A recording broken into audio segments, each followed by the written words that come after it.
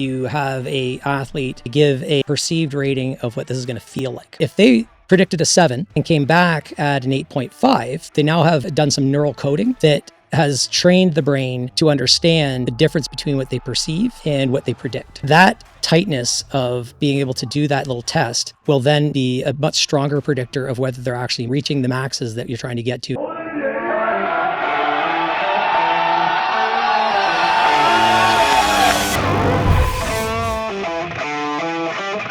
It's time to sit down, keep it real, and cut the bullshit. Welcome to Table Talk. Dr. Dwayne Jackson's back on the podcast again. So I've been looking forward to this one. So before we jump into this, what's new? Oh, what isn't new? I've launched my podcast. I've now started to actually do my socials more often. But I've had a lot of big things go on lately. Went through a big divorce. That was a big one. Moved to the West Coast in the middle of nowhere, and Where at? And so I'm as far on the West Coast of Canada as you can go. So go to Vancouver, get onto Vancouver Island, drive to the other side of it to the big Pacific. And my house is the last house in Canada, sitting right on the beach. Really? Yeah, like my beach, you can see Mount Rainier and Mount Olympus in Washington State from it. So it's that kind of that much on the tip of the the How earth. far up?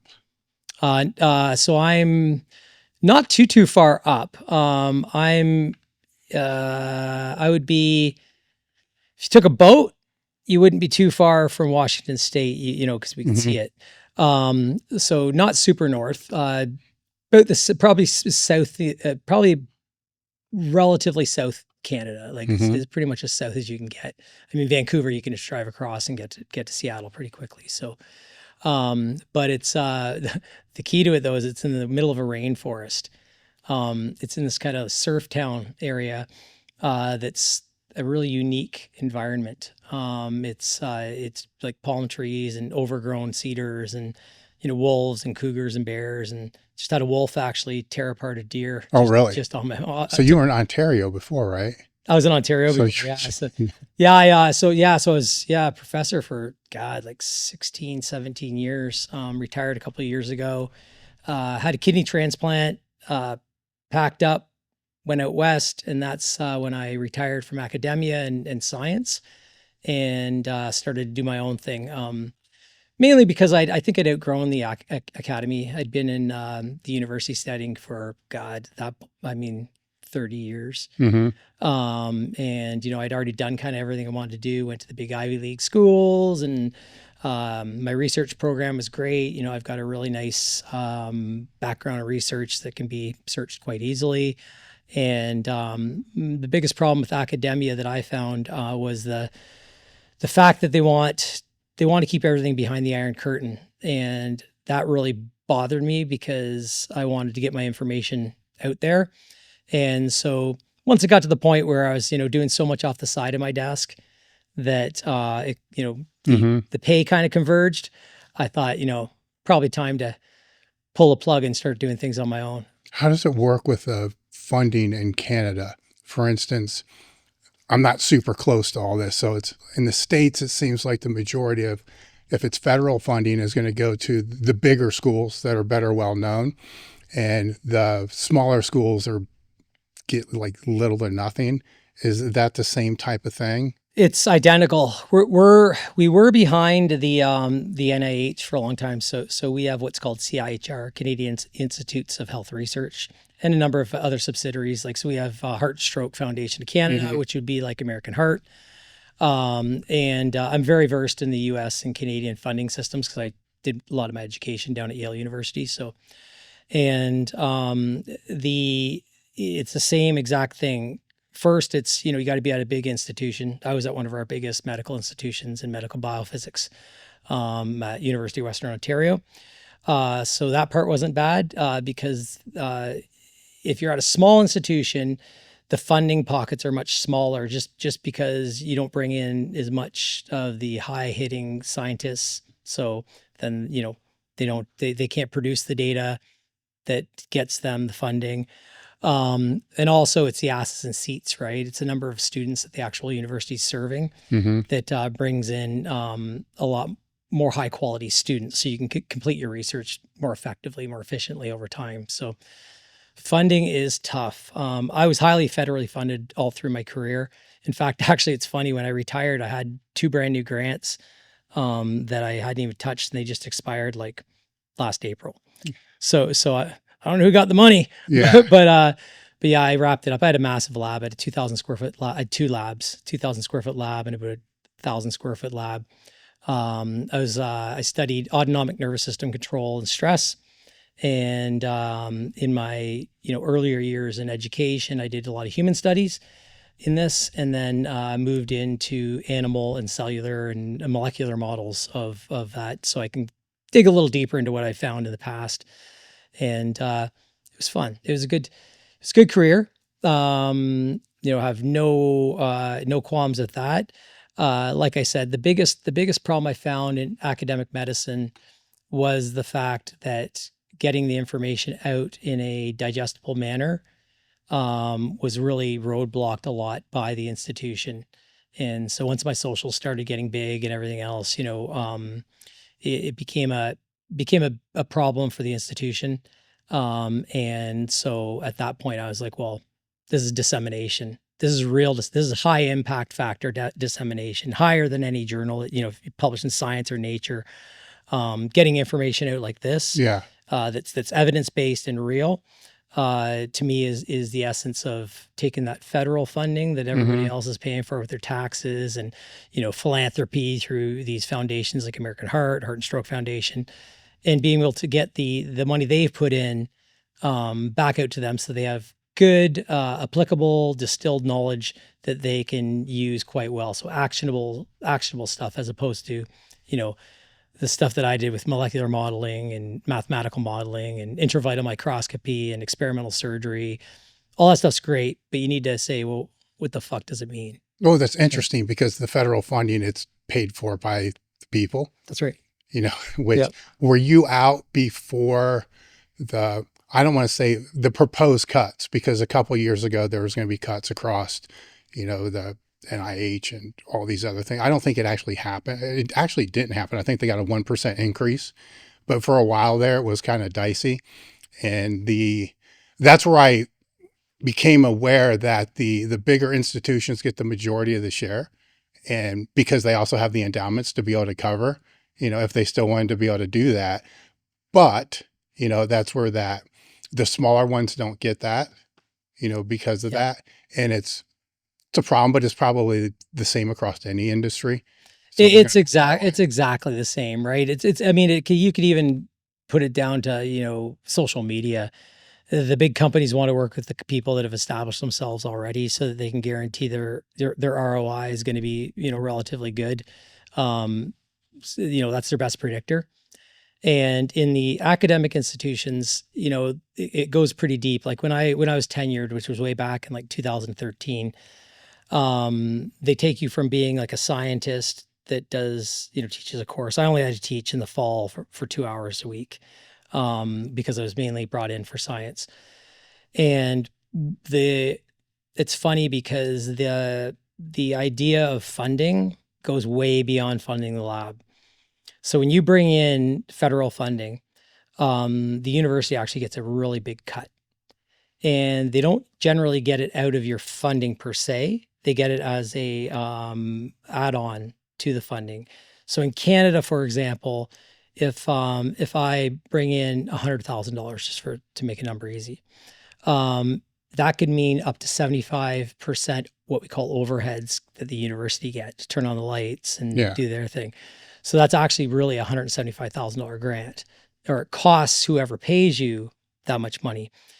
And that really makes it difficult for a lot of even smaller universities, because they have the same kind of structure. In fact, they may even be more aggressive at that. So if you're trying to, if you can't attract the federal funding, then you try to attract the more local, like state funding, or in Canada, the provincial funding. And if you can't attract that, then you look for external funding from private sources.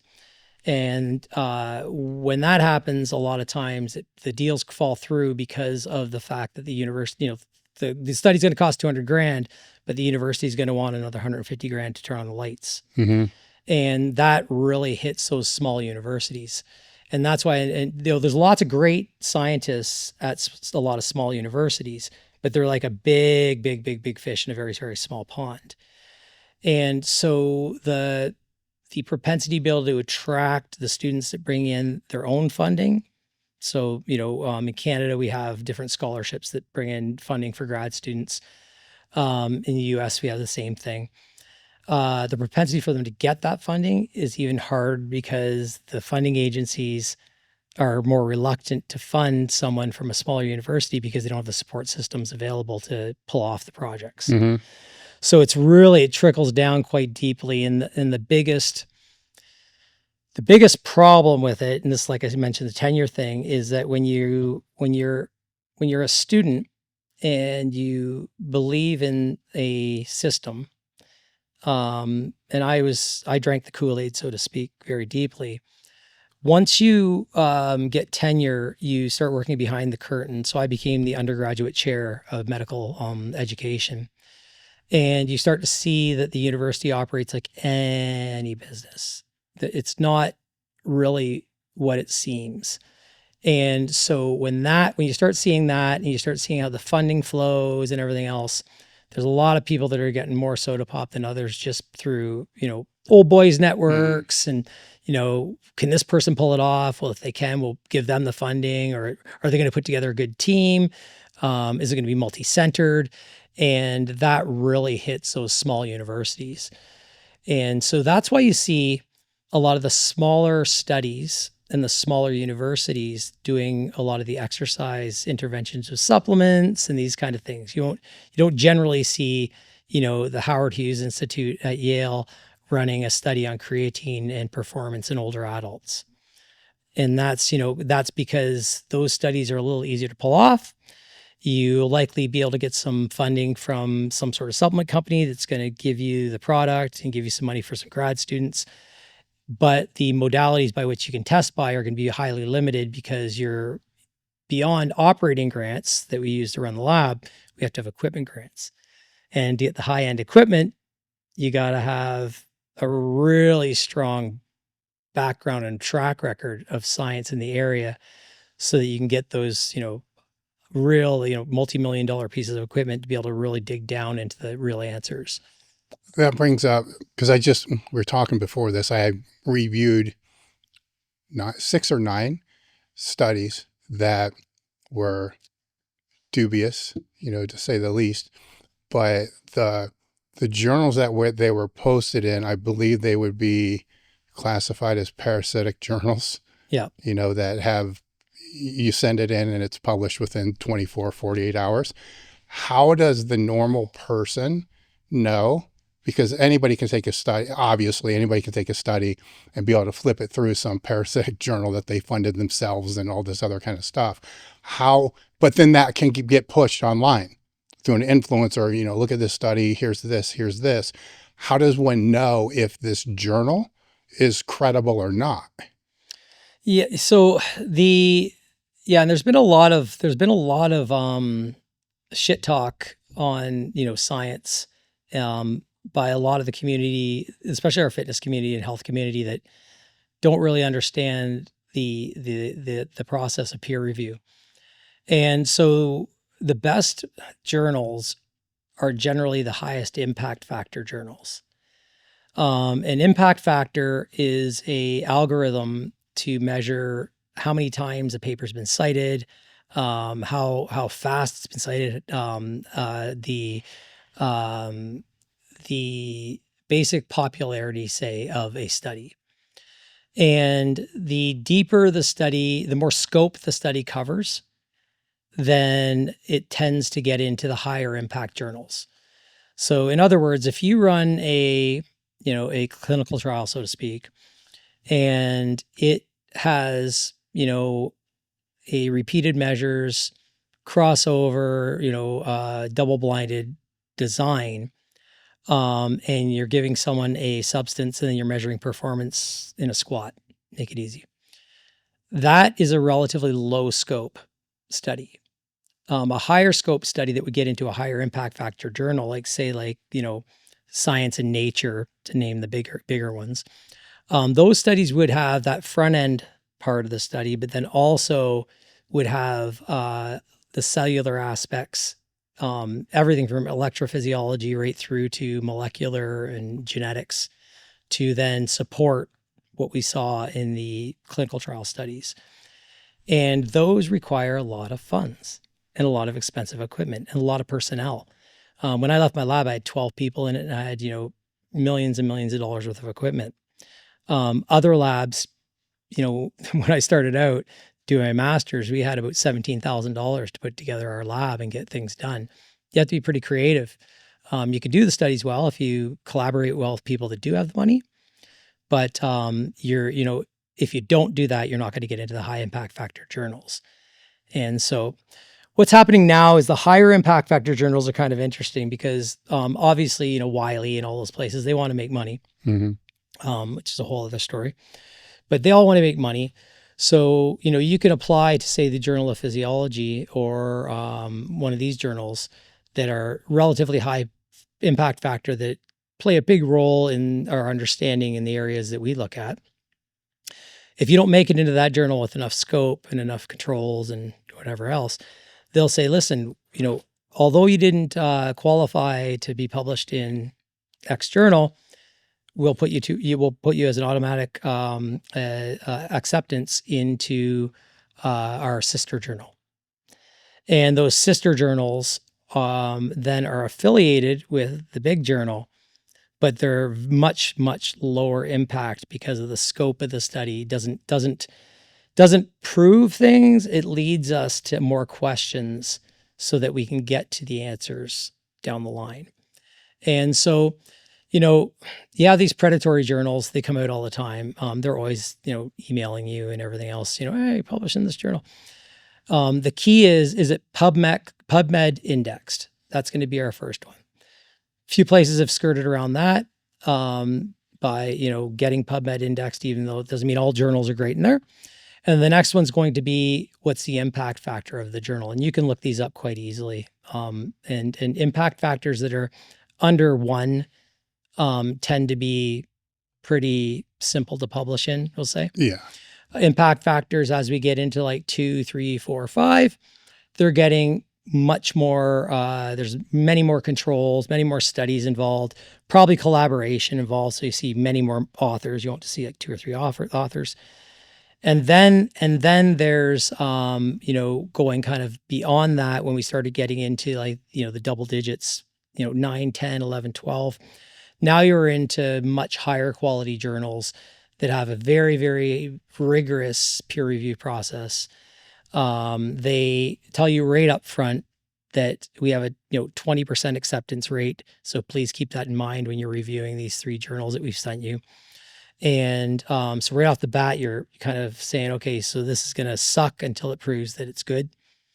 And so they are just more rigorous studies, generally tougher to read for the general public, but more rigorous studies that then can give us at least a little better answer or get closer to the truth of what we're looking for when we, have a hypothesis about XYZ. I built elitefts in 1998, 27 years ago, with the aim to help educate as many people as I could in strength and conditioning. And the way to do that was to keep all the content complementary.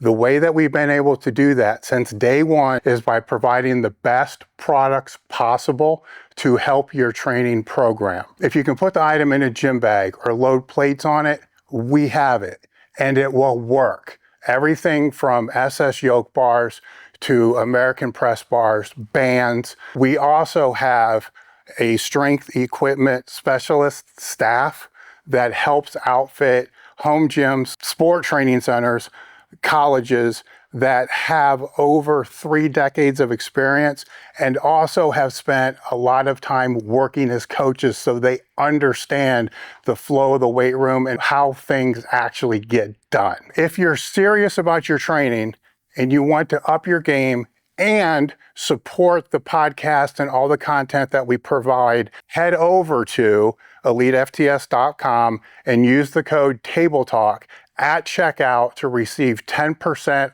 off your orders. I think all this is important because we seem to be everything's on a bell curve. We seem to be on the back end of this science-based fitness training curve, where it was escalating at this rapid rate, where now it seems to, the things that I see have seemed to gotten so ridiculously stupid that that's usually a indicator that this is on the back end.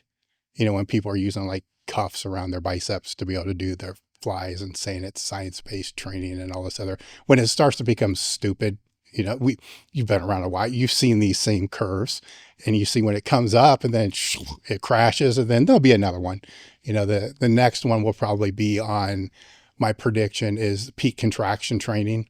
You know, something that, because we haven't seen that. We've seen the eccentric, we've seen the stretch position, we've seen all these other things. And so that's the only part of the rep that I think that's been not hit that curve yet, which it will at some point in time, because everything kind of does. But with the training, when you were out last time, we talked about this biopsychosocial model, right? Which is, my simple way to explain that is, there's technical, physical, and mental aspects that come into the training.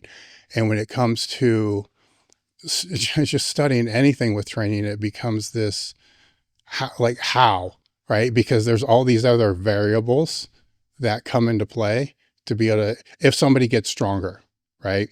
And that's quantifiable, bench goes up. You can do all the studies to be able to show certain things, but there's all these other things that are going on too that need to be accounted for in some way. And that's where I think we see the bro science and we see the science, and there's kind of like real no in between, because the bro science are like, dude, there's no way, because you're not accounting for all these other factors. And then on the science side, sometimes they don't have to account for all those other factors, where because I want to get into the whole auto regulation thing, and I'll explain why I want to get into that here in a second. But with the social and the psychological being big buckets here, that it becomes a weird one to me, because if we look at focus, how do you quantify focus? I mean, aside from that, how do you quantify depression, anxiety? How do you quantify all these different metrics to be able to show that they've improved in somebody? I mean, that would be the first question. Like, there obviously has to be, because it's being studied, you know, how? Like, I don't. Yeah. So in terms of the psychological variables, so even including, say, focus, for example, because it's, you know, focus is going to be an end result of either good mental health or poor mental health. But then so there's lots of tools for that. Lots of psychological batteries that they can run through, mainly qualitative questions for that. But where the problem comes in training is that you can have someone that's, and you can correct me if I'm wrong on this, but that's undergoing depression. But when they come into your place, this is their, you know, Prozac. Mm-hmm. And so whatever depressive symptoms that they may have may not even exist within this environment, because this is the place where they are safe. This is the place where, you know, they perform. This is the place where they forget about everything else that's bothering them. And so it's really a difficult thing to measure, because you can have someone, well, ADHD is a great one, because if you have someone that's got really low focus ADHD, a lot of times they train really, really well, and they can focus really, really well because they have a task. It's going to kill them if they don't focus while they're under an 800-pound squat. So that's their moment of meditation that they don't even realize they're getting on a daily basis, rep by rep, set by set. Mm-hmm. And so, you know, in the realm of focus, it really becomes difficult for us to even quantify that in a performance-based atmosphere. And that's why we don't really have direct evidence for anything other than, say, stimulants or these types of things for increasing that area in this Mhm. realm that we work in.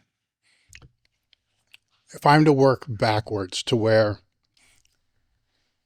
the one thing that I've been trying to, with this podcast and with the first articles I ever put out, is trying to teach people how to auto-regulate their own training. And what I mean by that is I find that as being the skill that all top strength athletes are going to acquire, or not all, not, it's never all, 90% are going to acquire it at some point in time. Right. And I'm speaking about the ability to, if they're warming up, it doesn't feel right. So they're going to do another warm up set. Right. If they're working up and it feels really, really good, maybe they'll go 5-10 pounds more than they normally would.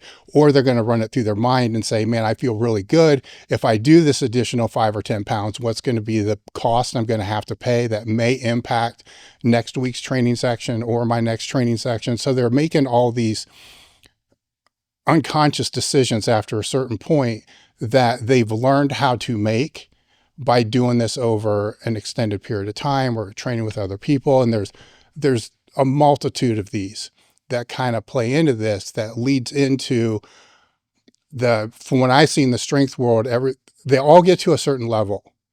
Right. And well, there's a beginner level first. So we get to the beginner gain level, right? Then you get stuck there. Then you start to formalize things and get better plans. And you go to this next level. Then that next level gets to this point to where you got to start to really figure this shit out. Like I probably shouldn't push this hard, or I'm being a puss today. I need to push harder, and then that will take them to that higher level, right? Which is most people probably won't do. But the key to that is the ability to manage all those decisions. I didn't sleep for shit. My Oura ring says I shouldn't train, but fuck it, I'm still going to train. Sometimes that's the best move. Sometimes it's not the best move. And the problem comes when, if I wanted to run a certification to teach somebody how to do this, or to teach a coach how to coach this, there's so many gaps. Yes, we can use grip strength. We can use resting HRV. We can use all these other variables and all these other metrics that are okay. I mean, we just put a PDF lead magnet thing out that Tom put together on those things like that you can track. But I'll look at those and say, dude, that's like, doesn't matter. It's like 10%, because you can have a shitty HRV, but still have a great training cycle. All these, there's other factors, there's the social, the psychological, all those go into that. So I keep running into this roadblock of how in the hell do we teach this outside of experience? And that's what I wanted to sit here and kind of disseminate and kind of go through with you to figure out, outside of the big rocks, grip strength, HRV, all the things that anybody can go find that are my Oura ring, that are all put out there as like, these are the standard. And I look at them like, no, they're not. I don't even think they're close. It's a metric that you can see if it's off or not off, but it's not the real truth. So that's the conversation. Yeah, so it's kind of funny because when we look at autoregulation, it's absolutely a fundamental of the top performers, and they do it well, and at least the ones that last. And it comes down to being able to, when it comes down to tuning everything in, which I'll talk about that in a minute, it's really getting your ratings of perceived exertion to be as close to what you perceive as what it actually is physiologically. And so, good example is that someone who's naive to training, and you just start them training in here, and it's their first couple days in here, their RPE is going to always be higher than it actually really is. And if you get someone who trains very egoically and, is in here just trying to kill it, their ratings of perceived exertion are going to be lower than what it really is and what they report. And so when we're talking about the naive training student or training athlete, they will tend to undertrain, and the athlete that does not have a good grip on what is true, his or her true ratings of perceived exertion are, will tend to overreach at times when it's not an overreaching period. And that's kind of the opposite of autoregulation, because what the body's striving to do is take all the inputs from everything from central command that's going to, be able to drive summation and muscle recruitment and all these things that we talk about that mean a strong lift. Central command is going to be kind of dominant. Then we also have the factors that kind of go into ratings of perceived exertion that are biological. So how inflamed our muscles are from the last training session, how well we're fed, how, do we have enough glycogen storage in the muscle? Have we been petering that out through the week because we're not eating enough carbohydrate? What is our current state with our mental health within that kind of realm? Are we focused? Are we coming in thinking about our divorce? Are we coming in thinking about hitting a max lift? And as the athlete becomes better at those things, that's when we start to get into more of the psychobiology of it, because once the athlete can understand what they can truly lift, and they understand what it takes for them to rest to get to what they truly lift. So in other words, being able to give a true rating of perceived exertion when they're exercising, then that tightness of that gap between what they predict and what the outcome is becomes that's when we have autoregulation. That is the autoregulatory effect. And that can be trained. That can be trained quite well. There's a bunch of different ways to do it. I mean, when we do a 1RM test, if someone can actually do a true 1RM, they will know what a RPE of 9+ feels like. And that really becomes the fundamental, because in my eyes, talking about all the modalities and all the science-based training and everything else that's come out, that part can really muddy the water, because people start focusing on is their oblique angle of their elbow coming into the, 45-degree angle of the hip to activate the lower whatever. Focusing just on that and not focusing on moving the weight with the proper biomechanics starts to play a role in what they rate as a exertion. So if we take this up to an intermediate to advanced, and you're speaking about the rate of exertion, my question then becomes, at which mental state are we going to define this at? Like, I got different levels I can show you. I can show you like what I would call a training level. Then I can show you, competitive level, and there's going to be probably a 10%. I had a 15% variance, but let's say 10%, because there's not going to be the peaking and all the other kind of stuff. But am I allowed to take myself to this other place to be able to do that? Because it's going to be a big difference, but it's also going to be a much bigger recovery demand, because now I'm going to be neurally cooked because I had to do that. So it's that right there, starts to be able to muddy those waters from that actually neural and the recovery standpoint. And so that has to kind of be part of the conversation, because some know how to do it, some don't. Right. And that's where the importance of being able to test and also teach the brain what exertion feels like.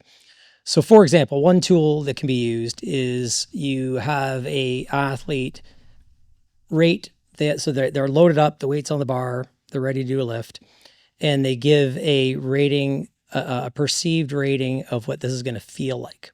So say they give a 7, right? They get under the bar, they do the lift, and then they come off of it, and then they now be introspective and think, what was the true rating there? What did I feel like I was going to max? Was like a 9 plus, or was I a 6? And if they predicted a 7 and came back at an 8.5, then they now have done some neural coding that has trained the brain to understand the difference between what they perceive and what they predict. And so that the expected outcome, the pre-rating or perceived exertion, what they think they're going to have, and then what they truly feel, which is the outcome, that gap will be larger from a naive lifter than a lifter that has lifted for a long time. They'll be able to say, oh yeah, I've, a few more reps to reserve there. Or, I rated it at a 7, but it was probably more like a 6.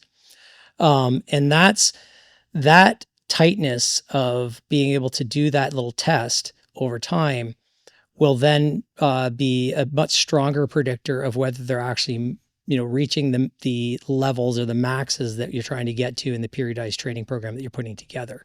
And that neural encoding is really, really important because it does train the central nervous system to be able to see a weight and then be able to perform within that weight at the level that is truly high performance. No, that's something I didn't think of. So that's why I wanted to have you out. That's boom, the first big one there, because they should be close. They should be close, but most times they're, depending on the level of the athlete, it's going to be much more disparate in the ones that are more naive. Yeah. But even the more advanced ones, it can show that maybe the state of arousal was higher than what they needed for the training block that they're in.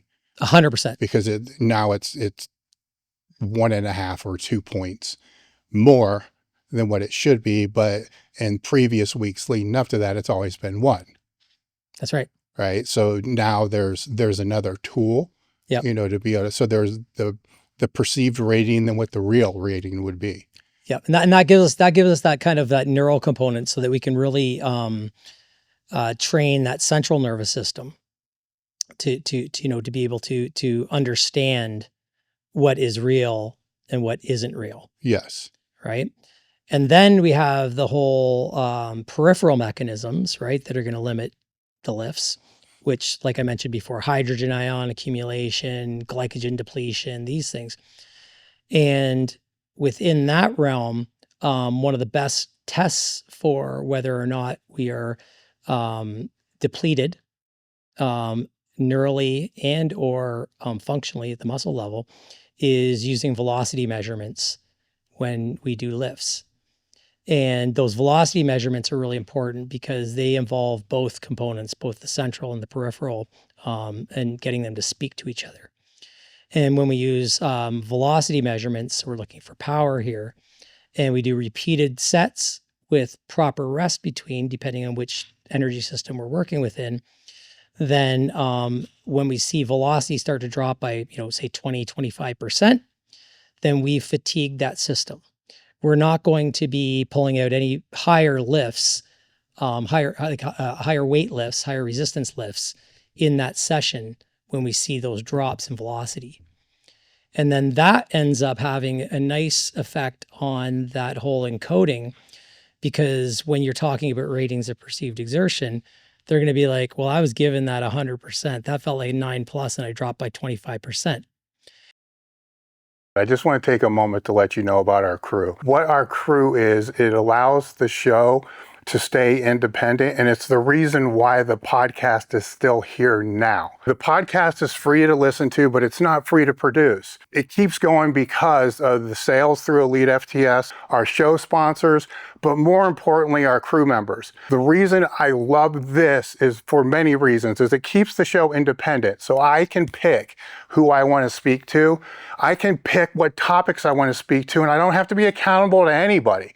I just go off what the crew members want and what the audience wants, and I don't have to deal with all the other bullcrap that's associated with the podcast world. In return, what you get with the crew is ad-free episodes that are released a day ahead of time.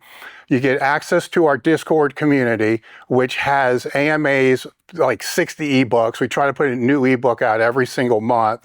Access to our coaching community with form checks, training Q&As. It also gives you invitations to our training retreats that are out here in the gym once or twice a year. 76% of all the people that joined in 2022 are still members now. Right now, you can either go month to month or get 2 months free with an annual plan.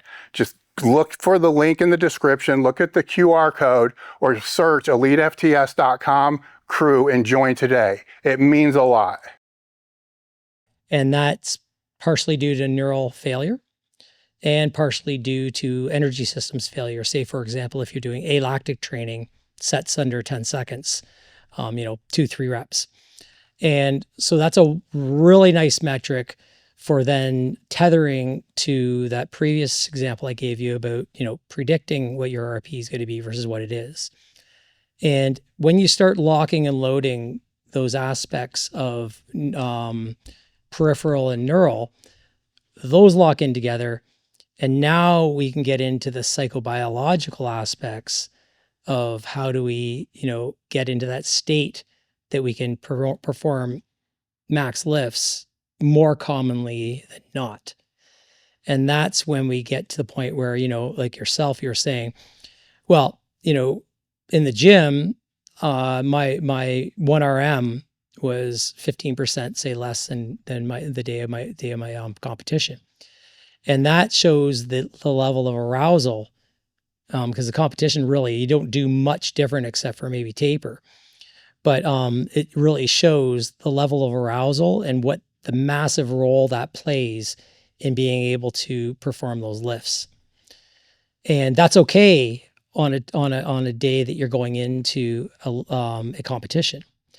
But the key to the training is not to get hurt by constantly nailing, an actual RPE.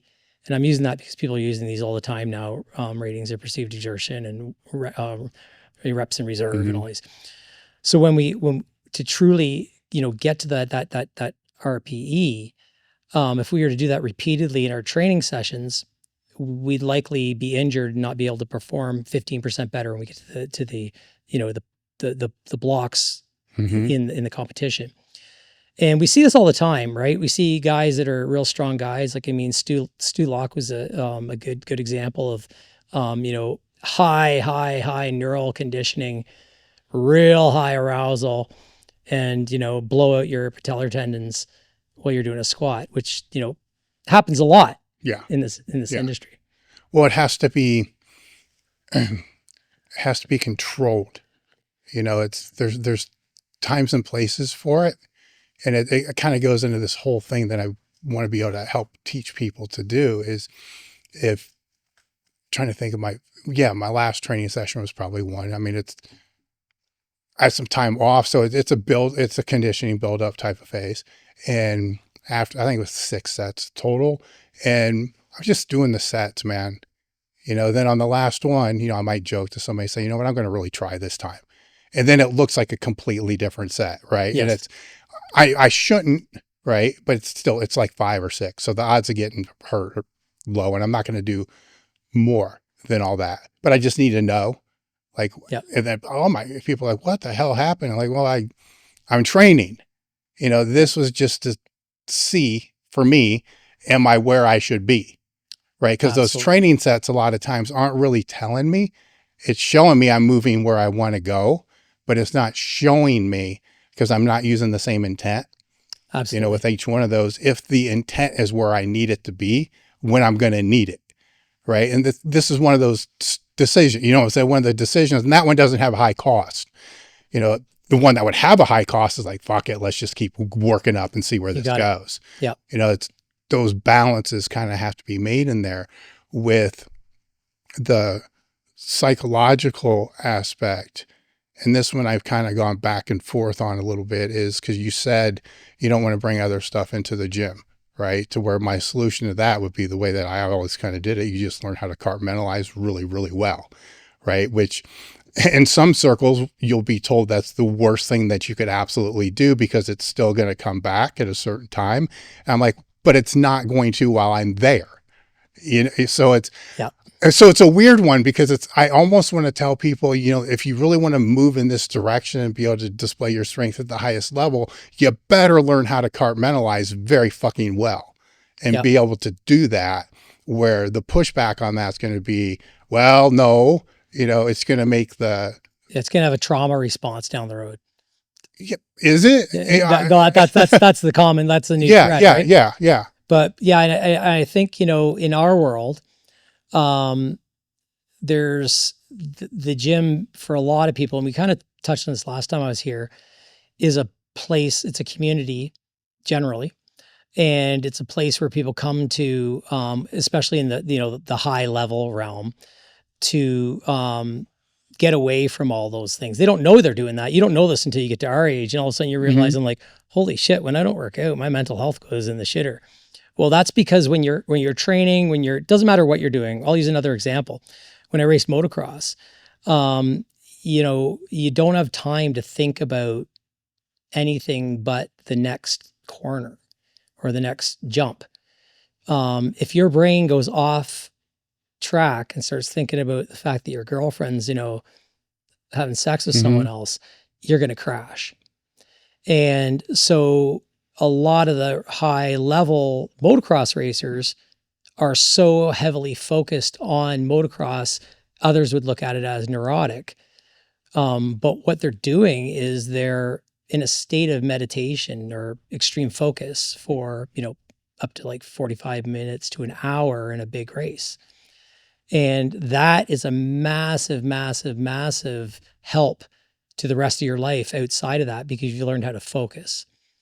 And so the gym becomes a really, really interesting place for this, because you can either compartmentalize, throw things, tree it, look at it later, or you can use it to fuel you in the gym. I know a lot of times for me, I used to call it crawling in my hole. And I never ever, when I was younger, I was like, man, I lose a relationship every time I do a bodybuilding show. And, and I was a big guy. I was, open class, 260 pounds. And it was important to me. And when I would get into get into show mode, generally the relationships I was in, my girlfriend would not be able to handle it, and it would be over within, the 16 of the 20 weeks of dieting. Then I started to realize, actually, what I was doing was, when my relationships started to feel like they were faltering, I started focusing on doing a show.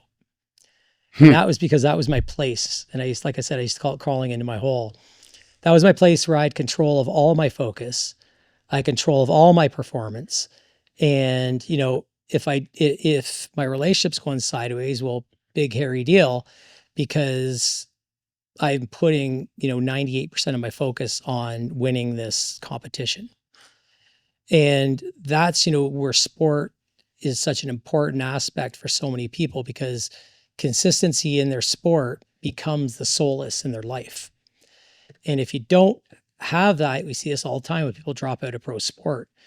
If we don't have that outlet or that way to compartmentalize or whatever it is, that's when all those things start to come and haunt us later on.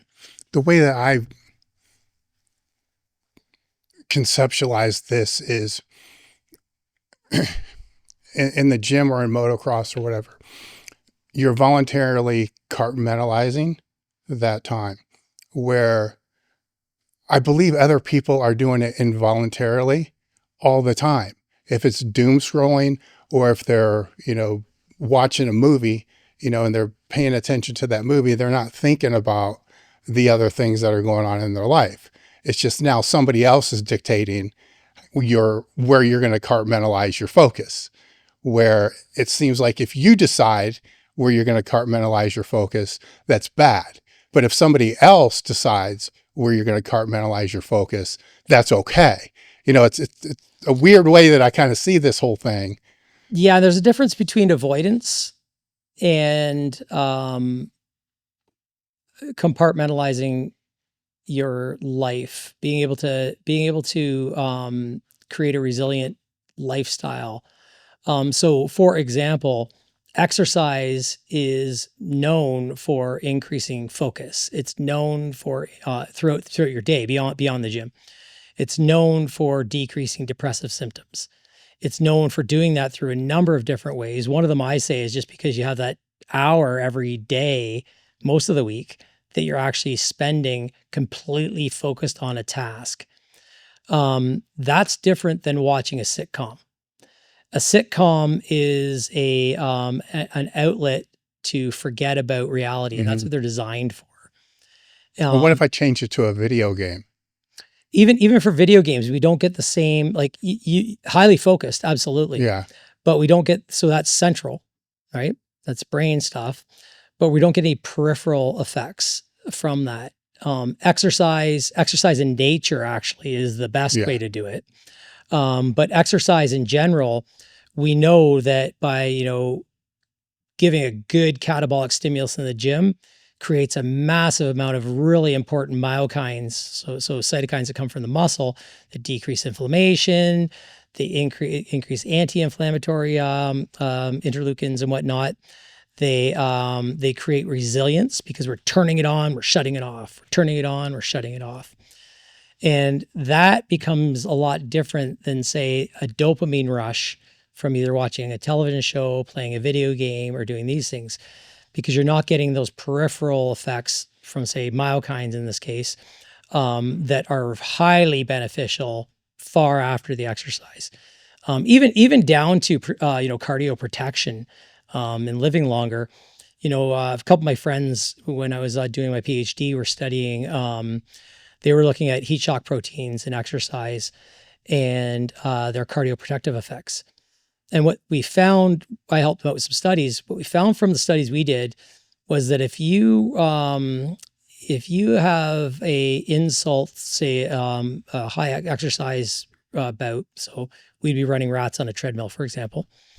Those that actually express it through exercise, they end up having this massive heat shock response. They were looking at this HSP70. And it stays up for a couple days. And the cardio protection lasts for those couple days. But then after that, that cardio protection wanes. So it's not like, you trained 2 weeks ago and it's going to protect you today. It's the bout every day that's going to protect you, a couple days into the future. And so comparing, a non-movement style focus versus a movement style focus, you get much more out of a movement style focus than you do out of just strictly a non-movement. Meditation is, when we truly meditate, is really the clearing of the mind and just being there for that time that you're there. And that can happen in a lot of video games and these types of things. But where the problem is, in my eyes anyway, is there's a whole also massive stress response during those periods, a massive dopamine response during those periods. These are not things that we get when we meditate. And so true meditation is a lot different than, say, focusing on a video game. True meditation is closer to, like I was talking with motocross, because you're going, rock by rock, corner by corner, jump by jump, line by line. Those are all changing lap by lap. So you have to constantly be shifting and flexing and being very resilient in how you focus, but you still have to remain 100% focused. And those that don't, blow through a corner or miss a double jump, miss a triple jump, and get hurt. and they don't win races. And so the ability to sustain long-term focus in the face of all of those peripheral benefits, like I was mentioning with those myokines and everything else, that's what really consolidates the focus effort into other realms of your life. So we'll stay on the focus thing, because it's the RPE still, the focus, this is the, this with this model, everything works with each other. That's right. Right. That's right. Exactly. And nothing's independent. Like the RPE, if the focus isn't there, isn't going to be the right RP. It's just 100%. It's going to be this dicey type of place. And with that focus side, there's the hyper focus, and then there would be the lower. So what we're kind of doing is anchoring things. That's exactly what we're doing. Right. So we anchored the RPE of, I would say, submaximal to maximal weights. We'll get to the other ones later. And now we're trying to anchor this focus thing where you have this hyper focus, and then you have this meditative type thing, slower state. And with the meditation part, the one thing I think people don't understand is they think that they should be able to just sit down, quiet their mind, and everything just stop. And I believe it was Jan Blakely one time that made a statement that, like, oh shit, I never thought of that. That everybody already does meditate. It's called daydreaming. You know, they just don't realize that's kind of what they're doing, and to be able to kind of lean into it just to try to quiet the mind, but they assume that the mind's just going to go quiet, where it's a skill, you know, that has to be trained over a period of time. So was this ever the area of any study that you did? Not at all, but I've had a lot of experience with this in bodybuilders and blood pressure control. And you're completely correct on tethering. You have to tether with a lot of athletes. You have to tether the meditative state to something that's important to them. So, for example, if I tell someone just to box breathe, so breathe in for 4 to 6 seconds, hold for 1 second, breathe out for 8, hold for a second, breathe in, just keep repeating it. If I tell someone to do that and get 4 rounds out of it, without your mind going on anything else but your breathing and counting your breaths, I'll generally see them not be able to make it through 2, maybe not even 1. But if in my bodybuilders, what I do is I tether it to blood pressure. And I say to them, listen, like, because I tell them to do meditation, they'll look at me like I'm crazy, and that's happened many times. So what I'll say is, listen, your blood pressure is way too high. We're already on 80 milligrams of telmisartan, and we're on, a beta blocker, and we need to get this down. So I will say to them, I want your blood pressure measured 3 times a day. And I want you, when you do your blood pressure, to go into a quiet room, lay down if it's nice and comfortable, put the cuff on, do some box breathing, because that's going to lower your blood pressure. Once you do a couple of sets of box breathing without being distracted from counting and whatnot, hit the blood pressure monitor and start measuring your blood pressure. And when they do that, I tell them to continue with the box breathing. I get them to measure it 3 times and take an average. If they can box breathe through those sessions and they see their blood pressure come down to normal, which a lot of cases it does, then they know that this exercise of box breathing is going to be what saves them in their sport. And so it becomes very compliant. If I get them to do that 3 times a day, it usually takes them 10 to 15 minutes to get there, because they, to get themselves in the state. I've just given them, 30 to 45 minutes of meditation every day by measuring their blood pressure. And you would not believe how well that works. And then you want to know what happens? They're like, is it okay if I do that box breathing just before I go to bed? Because every time I do my blood pressure in the middle of the afternoon, I fall asleep. And I've taken nicotine and ephedrine and pre-workout, and I'd love to be able to fall asleep like that. And the next thing you know, now they're doing box breathing. See, I normally will start somebody with doing it before they fall asleep, because they're already laid down, they're already rested. And then it's just a 4-4-4, and then next thing you know, they're asleep, and didn't really have to focus on that. It works really well with the CPAP, Oh, right? yeah, that's right. Yeah, because you got the noises. You can kind of You got the noses, brain, yeah. So you can kind of tie it into what that CPAP is with the, because your background is in studying the cardiovascular as well with the exercise. And I want to kind of put this out there because there's two sides to this coin, right? To where in rats, it's great. In general populations, it's great. When you're 260 pounds and you're blasting a ton of fucking gear for 20 years, the cardiovascular impacts of that are, because I've heard this and I'm sure you have as well. I don't have to worry about that because, I have the muscle and all this other kind of stuff. And it's actually, they kind of do because they are carrying more body mass and the heart. I only say this because I've lost a lot of close friends, likewise, for heart issues. That the counter I always get to that is everything except the fact that they weighed what they weighed and took what they took. Genetics. I mean, I'm like, and I get where they're coming from, but a part of me is like not even like 5% was from that. It's no, not at all. It's all from this other thing. I'm like, picked my parents wrong. Yeah. Like and I think this comes from, and I mentioned this maybe in another podcast the other day. I think it comes from when you are big and you are jacked and you're in your 20s and you go to a doctor, everything that you go to the doctor for is because of the TRT. If you're there for a cold, it's because you're on steroids. If you're in there for, a boil, which probably you are there, steroids, so you develop this negative association. So when they say, hey, look, your cardiovascular shit's probably because of this, you're like, no, it's not. Expand on that a little bit. Because there's a time when they probably should downsize and lose muscle if they get away, with it for a certain period of time. But the pushback on this, as you know, is huge. Yeah. And so I work with a lot of those guys. I work with a lot of heart attack victims, so to speak, in the bodybuilding realm, especially. A lot of kidney problems. I blew my kidneys out. I make no bones about it. It was from bodybuilding. It was, I had a really high stress job at the university and everything else, but I probably would have handled the stress quite well if I wasn't 260 pounds and, brewing Tren in my freaking kitchen.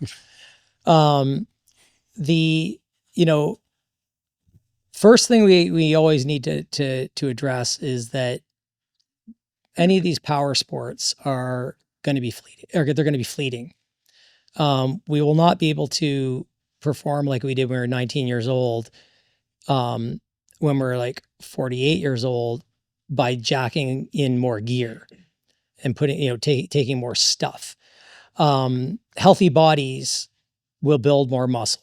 I say this all the time to people. So if your body's fighting disease, it dips into the amino acid pool and everything else. So it catabolizes things even when we should be in an anabolic state during recovery. Because if your liver's unhealthy and your heart's unhealthy and your kidneys are unhealthy, and those three generally will follow each other, then resources get shunted to making sure those organs don't fail. And so your ability to actually push any further by using more of what got you to this state of somewhat disease is not going to make you what you were before you had these issues. And so it becomes really important for people to step back when they start to see health consequences of the sports to kind of recalibrate, either recalibrate what they're doing or take a step back and recover. And so, I treat my athletes that I work with. I don't do any preps for anybody anymore. I get some people ready for powerlifting competitions for weight cuts if they're healthy, but that's about it. But I take on the hard cases of these guys that, are pro bodybuilders, usually Olympia bound. And they have a health issue that's going to preclude them from going into the future.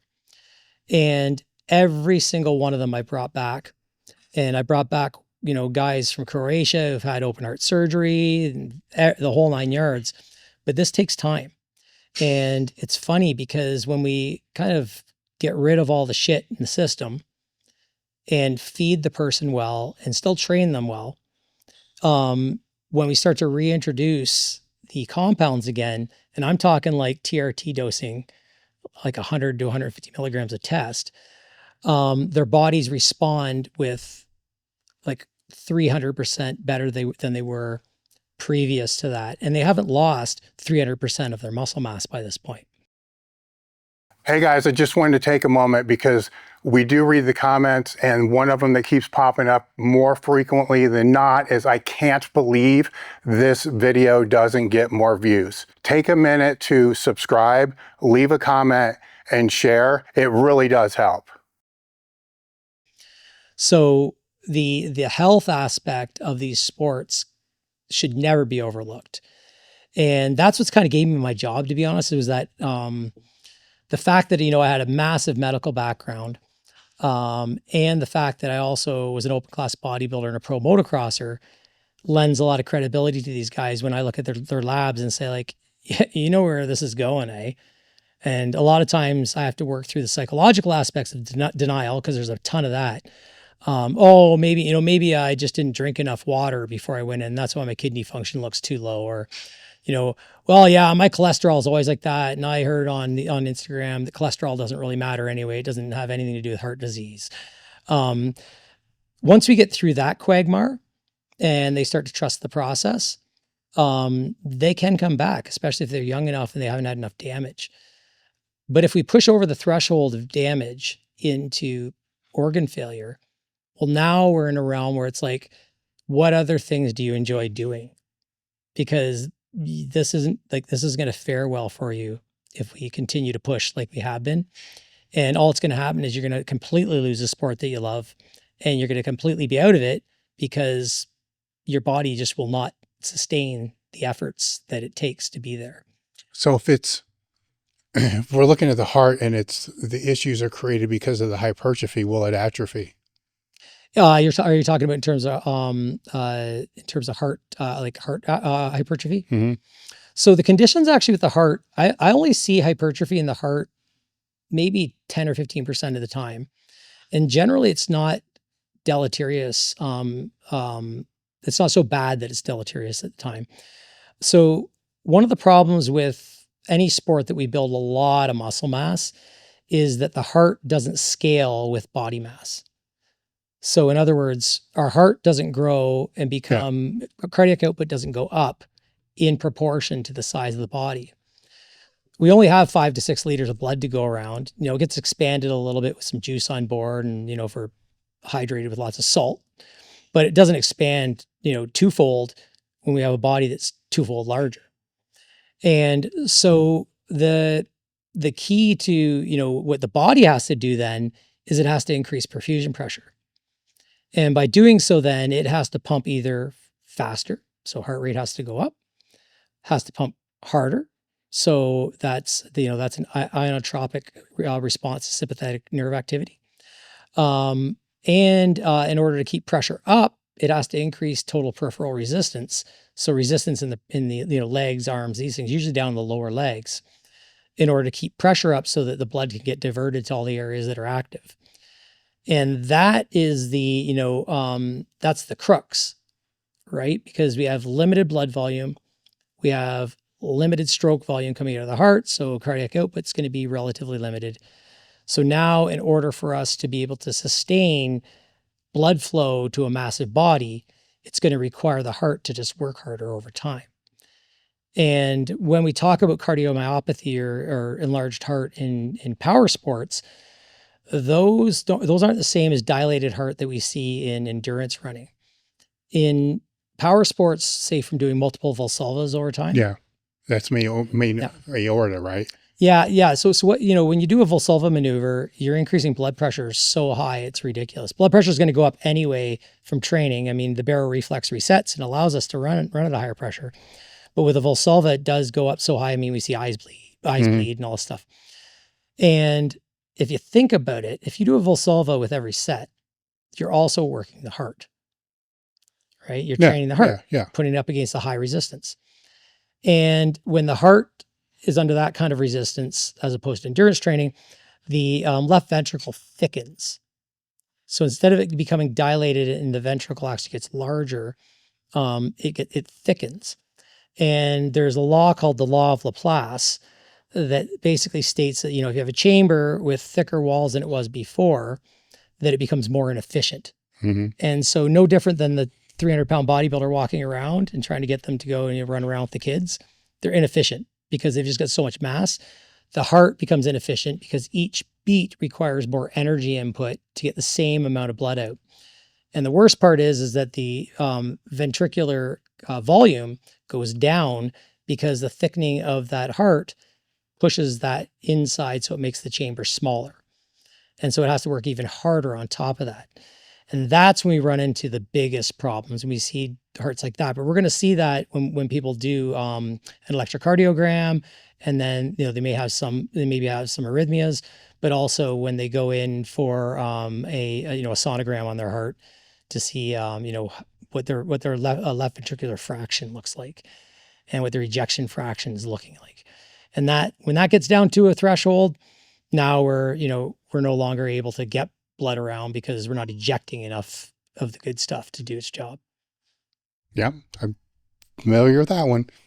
I've had ablations for flutter and AFib partially because of what you just discussed.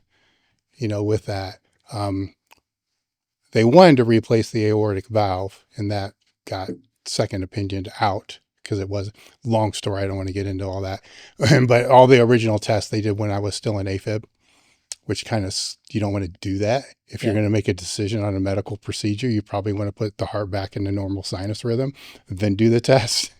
And, but that's where it could have been for a lot of things, but that's one that plays, as that plays into all that. And it's not just the anabolics that we're speaking about. Clen probably didn't help, certainly didn't help.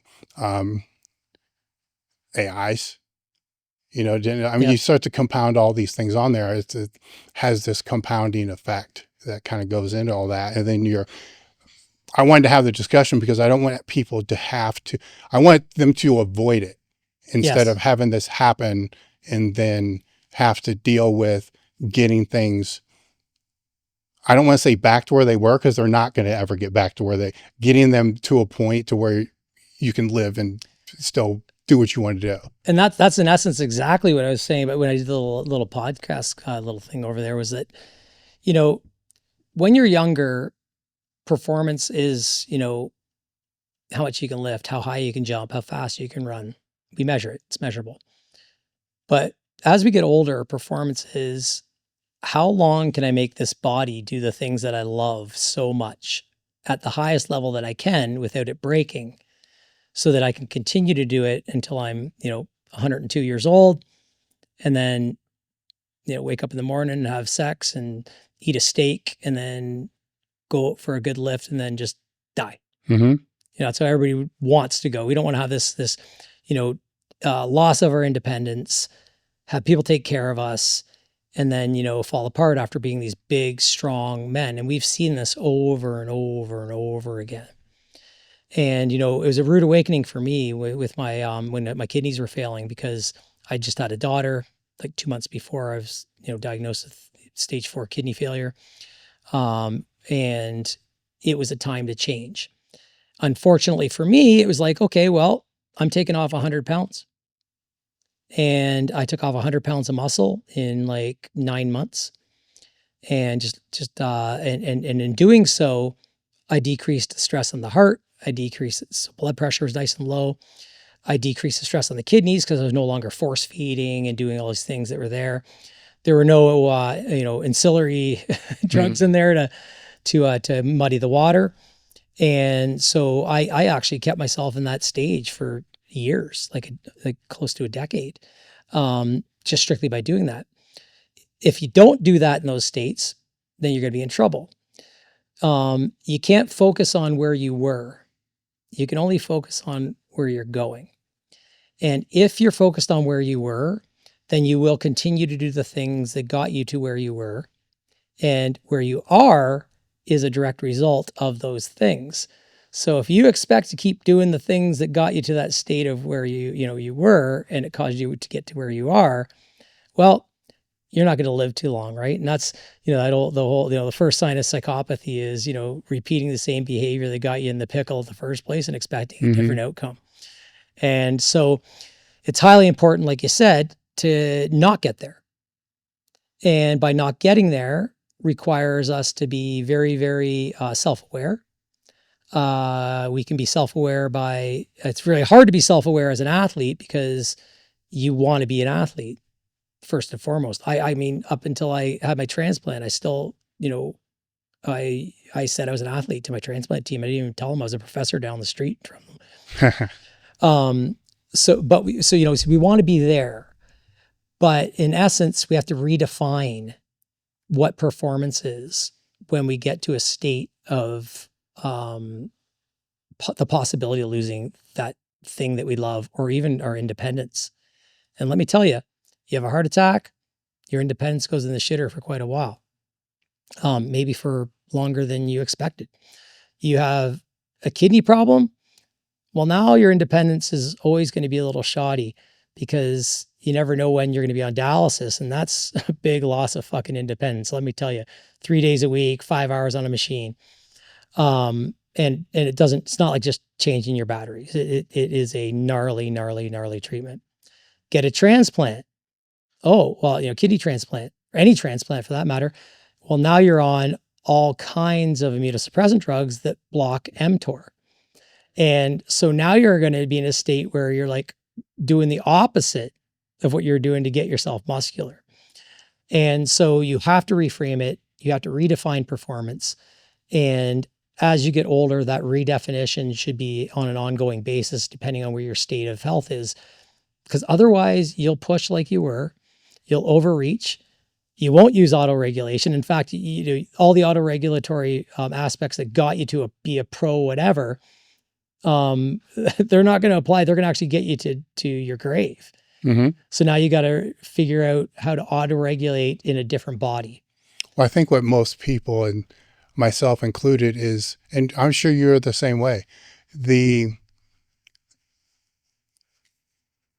that time, you didn't really care if you died or not, right? Because you're making this risk-benefit association, and we're all doing stupid shit. And it's like, fuck it, if I die, whatever. I'm doing what I love, and fuck it, they'll have to bury me in a piano case instead of a regular casket. That's fucking amazing. That's great. But we assume it's acute. Like, we're just not going to wake up. Or we're going to walk down the street and just fall with a heart attack or get in a car accident or something like that and just be wiped out. We never think for a minute that this would be a few years, maybe the rest of your life, of just feeling fucking miserable, and having to go to treatments and all the other kind, because that's a different kind of die, right? That's different. Well, especially when you're fiercely independent. Yes. Right. These are fiercely independent sports, right? Yes. And fortunately for most that are going to fall into this demographic, joints and tendon issues are probably going to put them out before the organs will. But if they're fortunate enough to not, through auto-regulation, all the other things, because the joints and the tendons that's why most people retire. They just get fucked up. They can't do it anymore. Right. But if they make it through that, these things are on the other side of that, right? Which play into that, which they can mitigate, right? They can also mitigate the joint and all the other stuff with, better auto regulation, but some shit comes with the territory. I mean, if it's motocross, you're going to break some shit, there's things are just going to happen in there, but you're going to do everything in your power to not, right? Yeah, totally. And that doesn't happen in the strength sports all the time. They're not going to do everything in their power to not, at least from the organ standpoint, before that develop those happens, before these things come. And then when they come, a lot of times it's too late, because most people don't get their blood work done until it's too late. We just had Noah get his done. He's lifetime natty. He's like, what, 24? 30. I keep saying he's 24. Same thing. But it's a baseline though. I mean, how cool would it be if you had a baseline before you ever started doing anything? Yeah. Well, you see, because how often is that ever the case? Oh, well, rare, very rare. And it's funny you mentioned the death thing, because most of us, I think, if we're in a sport that of any sort where there's, you know, the possibility of death, and I for some reason, you know, was attracted to all these sports, probably because I'm a dopamine seeker. Not probably. I have very, very high functioning ADHD. So I have to have stimulation all the fucking time. And so, you know, motocross was a great one for that. I free rode on mountain bikes, you know, hucking off the big ladder drops and rock faces and everything throughout, you know, New Jersey and all these crazy places on the East Coast of the United States. Now I'm out West doing similar things, but, you know, making them a lot smaller. But the whole difference between now and when I was younger was I believed I was immortal. Like I didn't really have a good grip on the future. And when you're younger, you don't really think about the future. Um, in a sense like we do now when we're like, holy shit, there's a lot more years behind me than I got ahead of me. Right. And that's kind of a good awakening. And that happens usually around 50 years old. But if you are in a sport that tests your mortality and you truly get it tested, and I had mine tested, you suddenly believe and realize that, you know, living is okay. And that that you know, it becomes much more important when you realize that there is a mortal aspect to you. If you haven't had a heart attack, or if you haven't had any sort of organ failure, or if, you know, you've had a couple of knee surgeries or whatever else, but you've never had, you know, your death tested, that's when things change. But the problem is that the younger folks coming up, like you said, say they don't really care. Well, that's because they're pink inside, and the chances of them dying at 22 years old doing pretty much anything is going to be pretty low. And that's why, you know, we always say, you know, what you see in your 30s and 40s for disease are related to what you did 10 years ago, more so than what you did yesterday. And that's, you know, that is I guess in essence, if you can think that way, if you can think further into the future and understand by example, like we're seeing a lot of examples of guys dying at, you know, in their 30s and early 40s now. I'm hoping that the younger folks aren't going like, oh yeah, well, he had the COVID shot. Like I see this all the time, or he had the, no. Like there are so many fucking other massive, massive rocks that needed to be moved far beyond any sort of immunization program that caused the problems. And so in my practice, when I'm working with folks, a lot of times when you see these young guys that are dying of, you know, heart attack, cardiac arrest, I believe if you looked at their labs, if they had labs, that they're likely more so in some state of kidney disease where they're not regulating potassium properly. And if potassium gets high, and it can get high easily, quite easily, especially with training, get a lot of potassium released in the blood that way. Drinking, you know, any sort of pre-workouts or hydration drinks, and then copious amounts of food. It's a very small window from a healthy potassium level to the heart stopping. And so when the heart stops, when they do a postmortem, it was a heart attack. But what did the heart attack get caused by? And that's why you hear, well, he didn't have heart disease, his heart just stopped. I truly believe this, and I see it all the time. It's because the kidneys are starting to dysregulate, potassium starts elevating. You don't even know you're in kidney disease until it's too late. You know, if you don't measure it, if you're not measuring things, it's when you start tasting ammonia, when your retinas start detaching. Well, now you're already so far into the club that you're going to be on a journey now with kidney disease. So with the kidneys, then with the blood work, because training is going to impact that as well, right? Those kidney markers, right? Which is what most are going to say it's elevated because of the training. So what degree of elevation would be acceptable? Yeah. So with kidney function, you know, most people are looking at EGFR, estimated glomerular filtration rate, which is a wonderful measurement. We need it. Most are getting it measured when you get your first labs done through measurement of creatinine. And so creatinine's generally going to be high in the populations of high protein eaters anyway, because that's where most of our creatine and creatinine come from. And creatinine is a byproduct of creatine metabolism. So when it starts getting elevated, the EGFR is estimated. It's estimated by using the creatinine measure to calculate your filtration rate. One of the biggest problems of that is that it's body mass dependent. And so that's why we have cystatin C, which is a body mass independent marker that you can use to calculate EGFR. So in a lot of cases, guys will be like, oh yeah, my EGFR is going down. But that's because my creatinine's low is high because I'm eating so much protein. Fair enough. True story. If you get cystatin C done and it comes back good, then yep, that's all running good and everything's fine. But it really comes down to your analysis, whether or not your kidneys are functioning well or not. EGFR kind of goes all over the board anyway. Hydration status, whether you took creatine the day before, whether you train legs, whatever it may be.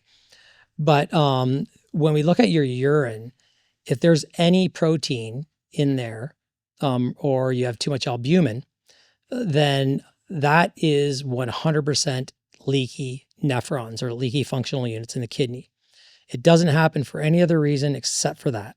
And that's when we already know you're staging into chronic kidney disease. And so, but urinalysis isn't done on a routine basis. And so for anybody who's in a strength sport, they should be always getting urinalysis done, not unloading the weapon the night before. You don't want any protein in the tubes when you're pissing, so you get a false positive. Clean your junk, whether it's a guy or girl, really well. Have a shower before you go in for your urinalysis. Do it properly. Clean your penis or your vagina with the wipe they give you. Take the sample midstream. All those things. And if you have protein in your urine and high levels of albumin, and your EGFR is sitting at, it could sit. I've seen this in people who've had an EGFR of 110, so like super high, like a 6-year-old. And if you have this, then you are on your way to kidney disease, despite what your EGFR says. Because the problem is EGFR is a flow rate, right? And a flow is dictated by pressure. And in most of the guys that are, big, anabolic users and whatnot, or even not just big guys, big girls, that their blood pressure will tend to be elevated anyway. And if blood pressure is elevated, then you perfuse the kidneys more. And if you're young, or you just started getting elevated blood pressure, that's going to show up as a higher EGFR. But it also does damage to the kidneys. The nephrons don't like high blood pressure. And so you might be not in a state where you've wiped your kidneys out, but you're on your way there because you're driving the blood through the afferent-renal arteriole so hard that these little tiny capillaries that do all that filtration and miraculous stuff that we can't even mimic with, devices, they start to be leaky. And when they become leaky in our sport, generally then there's inflammatory responses, and then we get what's called focal segmental glomerular sclerosis, or FSGS, and then we lose functional units in the kidney. So then blood pressure goes higher because kidneys are highly involved in blood pressure regulation, and it just keeps driving that cycle. So the P markers are going to give you a massive, massive advantage to catch this and head it off at the pass. And there are ways to slow down protein leak. ARBs like telmisartan slow down protein leak quite well. And we see this in the measures of albumin creatinine ratio when they do this with your urinalysis. Your ACR is your biggest predictor of whether or not your kidneys are unhappy. And so, get all the blood labs you want, but when we're talking kidneys, you want those electrolytes measured. You want your kidney function measured through EGFR. Get cystatin C measured if you can, if you're muscle bound. And then, of course, the blood markers, the urine markers, chemical urinalysis is really going to tell us a story. So where do kidney stones play into all this? Well, kidney stones are, an effect of high oxalate in the diet, generally speaking. A genetic predisposition coupled with high oxalate diet So vitamin C, for example, can, drive kidney stones because it makes a lot of oxalate. They're more of like a treatable situation that can turn out to be a big problem for the kidneys if you don't get, if you can't pass a stone or they don't break them up with ultrasound.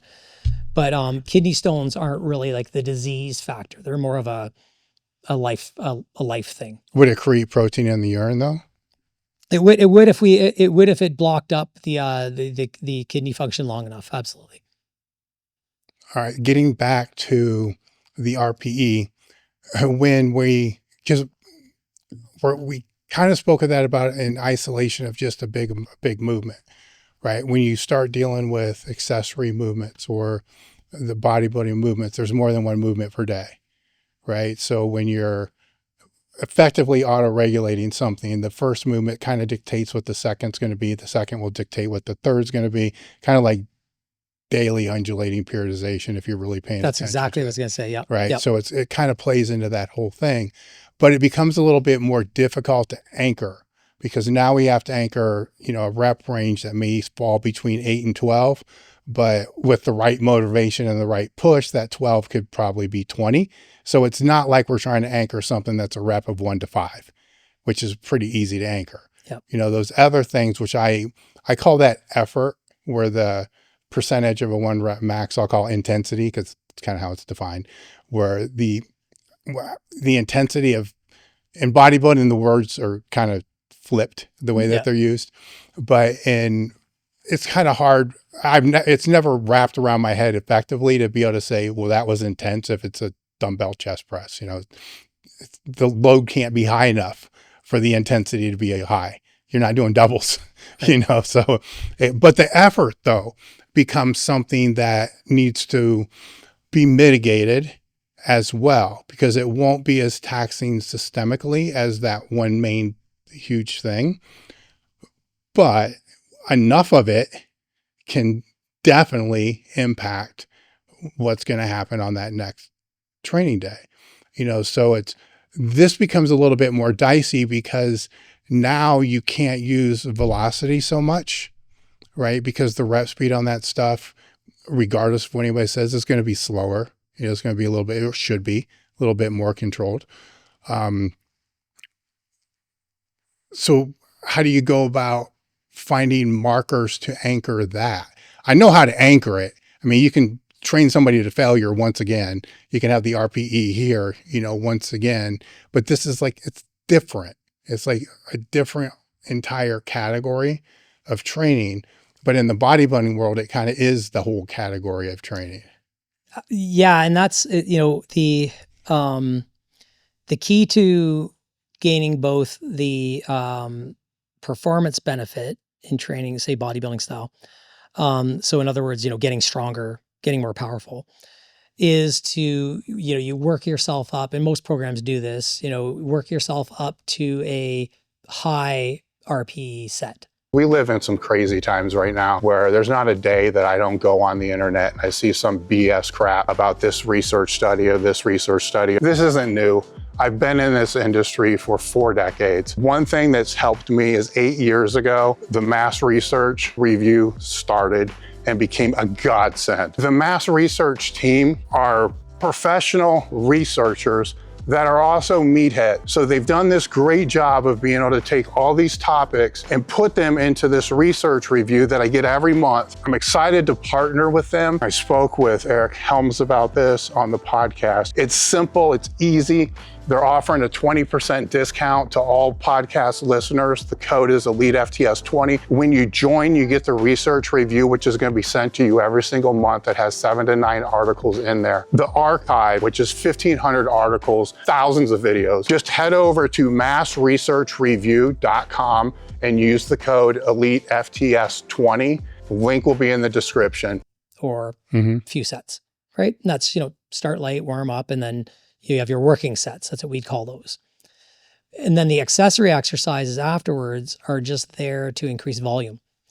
And so, you're not really shooting for max effort in those accessory exercises so much as you are trying to create a hypertrophy stimulus by having, a little more volume by longer reps, not doing 2 reps on an accessory. And so you're building the hypertrophy through volume, and then you're building the strength through those initial front end sets after warm up when you get to, close to 1 rep max, say, for example, failure, we'll call it. And that really, that's where things get really muddy in the industry, I find, because if people don't know what their ability is and what their actual true strength and power is, then how can they estimate whether they've got to those, the few reps that count, right? And that it truly is. There's those few reps that count. And that's really, that's really where the problem is. But with the accessory stuff, that you're not going to, depending on the accessory exercise, you're not going to load the muscle the same way as you would with a barbell, right? So you're really trying to, you've already kind of fatigued the system. Now you're just trying to build out the reps and build out the volume so that you have enough there for hypertrophy. And there's now lots of evidence-based guys out there saying, well, you don't even need to have volume anymore. And that pisses me off, because if you don't know that you're pushing to close to max, then if you don't, that's where your volume's coming from, if you're pushing to max. So the guys that are, saying, well, we don't really need volume. Well, that's because they can get themselves to that RP of 9+ or 8+ that others think they're at, but they're actually at a 6. And so now these people aren't getting the same strength response, which then doesn't translate to the same hypertrophic response when they move into the sets that aren't, at that high end of the RPE range. So it's, to me, it's the energy systems training is what we're really doing at the end of the day. We're doing neural training and energy systems training. And if our training isn't locked into, both those elements, then we're never, ever going to get to the max lift for that particular exercise we're doing. So for example, if we're doing alactic style training, like I mentioned before, which, is pretty much, so if we're doing reps that are, a set that's under 10 seconds, so 4-6 reps kind of thing. If we're not allowing for enough recovery time between sets, then physiologically, we're not allowing for the phosphocreatine system to get regenerated so that we can perform another set with that system supporting it fully. And so say, for example, we do, 3 reps at max, 3 rep max. The last one, we're moving, hardly getting it back on the bar squat. If we don't take 2.5 to 3 minutes in between to let the phosphocreatine system recover, then the next set will not be as strong as the previous set. And if that exists, that's truly just, it's got nothing to do with anything else but energy systems failure. And so true alactic training would be to lock and load the reps so that the sets, so they're less than 10 seconds performance, 3-minute rests in between. And then when we go, and we can load up till we get to like a max weight, and then we go and do our 2, take 3 minutes, do our 2, take 3 minutes. By the time we get to our 4th, 5th, 6th set, with adequate recovery, we should see a decrease in velocity, performance, strength, whatever that may be, go to failure, rating of perceived exertion, whatever it is, that is indicative of energy systems failure. So that system now will no longer produce the same amount of ATP to produce the contractions for that sub 10-second performance. See, the question I have when we get into both of these things, so the rest between sets, the recovery there, and then the volume as well, is, and I get where these conversations come from, but the thing that goes through my head that always gets left out of the discussion is these are all trainable attributes. Right. So and everybody's just supposing that this volume is going to ramp up over a 12-week period of time from like 8 sets to 40. But what if it ramps up from 8 sets to 40 over 3 years? right? The body is going to adapt, right? And over a certain period of time, it's going to adapt to where it's just become its baseline. Then it's not, it's called increasing work capacity, by the way, right? That's right. So there's a process there, and that rest period, if say it's 3 minutes, but over a period of a year, it's just chopped down, 5 seconds, 5 seconds, 5 seconds, a really well-tuned athlete might be able to recover in the minute. I don't know why they'd want to, but these are all trainable attributes, but that always gets left out of the equation. Like when it's the effective number of sets and all this other kind of shit, where from this auto regulation standpoint, it kind of seems like we got to anchor two things again. We got to anchor what is your personal minimal that you can get by with and not lose anything. Right. And that's always going to be much lower than people think it's going to be. Right. And then the maximal, I really don't think you need to even try to determine, because outside of CrossFit, right, because we see how much they train, right? We see wrestlers that are jacked out of their gills and they train all the fucking time. So we don't need that work capacity to be able to elicit the responses that we're looking for, but it might probably be higher than what somebody thinks, right? So now we got to anchor. This becomes more difficult to anchor because it's going to take more time to be able to do that. And one's got a bigger benefit. The higher volume, even if you can recover, is going to be still more wear and tear on the joints. Right. So there is that kind of plays into all that. But these are the things that drive me crazy when I see all this stuff. Right. Because it's like, who's this person? Because if you can take somebody that's already kind of at that point to where 15 sets per body part or whatever it is, and they've been holding there for forever and they're not making progress. Well, I see that as two solutions here. Either they need to take it up a little bit to be able to make more progress, or they need to drop it so low that their body's almost going to forget how to recover and detrain to be able to add the training stimulus back in again, to be able to get benefits off that lower. So it's called periodization, by the way, but it gets left out of the equation. There should be points of time to where you are pulling things way back. So that the deloads are like imperative. Yes. Yeah. Nervous system, physiological systems, like both central and peripherally, you need to have that recovery. Yeah, it's kind of funny because we haven't talked anything about diet here, but I believe that overtraining is under recovering. And, when we look at it that way, if you can't eat enough to sustain the amount of increased muscle protein synthesis you need to recover, then you aren't going to recover just by that fundamental, just, throwing food in your cake hole. But on top of that, if you are, highly inflamed and you're leading a stressful life and your sleep's in the shitter and your deep sleep's like, 10 minutes a night, maybe you work a night shift, so you've got circadian dysregulation. So now that's a whole other cascade of issues with hormones and everything else. Then you will never, ever get there. You'll never get to your true potential because your body's always in a state that's trying to recover, but it doesn't have substrates to recover properly. And so I generally speak to like underfeeding as one of those effects. And it's well documented. We see it when people really underfeed in sports. It's called red S, relative energy deficiency in sport.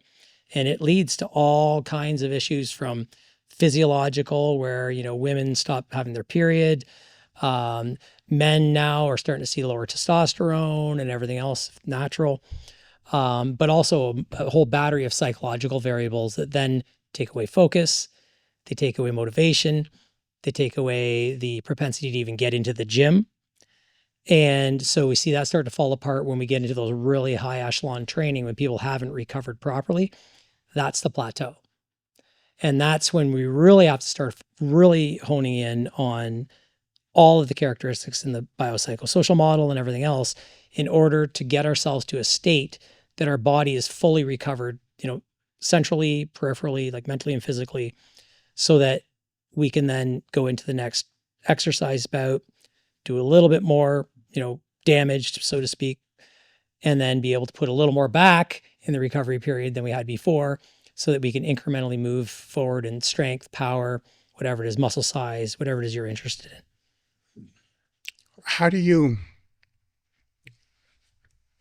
go about this with the people that you've coached? Because I think I laid out the analogy one time. It's kind of like Super Mario World, where you got to go from one world to the other. Got to build attributes in one to be able to go to the next, to be able to go to the next. And there's pipes and shit that you can go through, to get there faster, you know, but you don't develop the skills. If you take the super pipe, you still don't know how to hit the guy in the head with the hammer.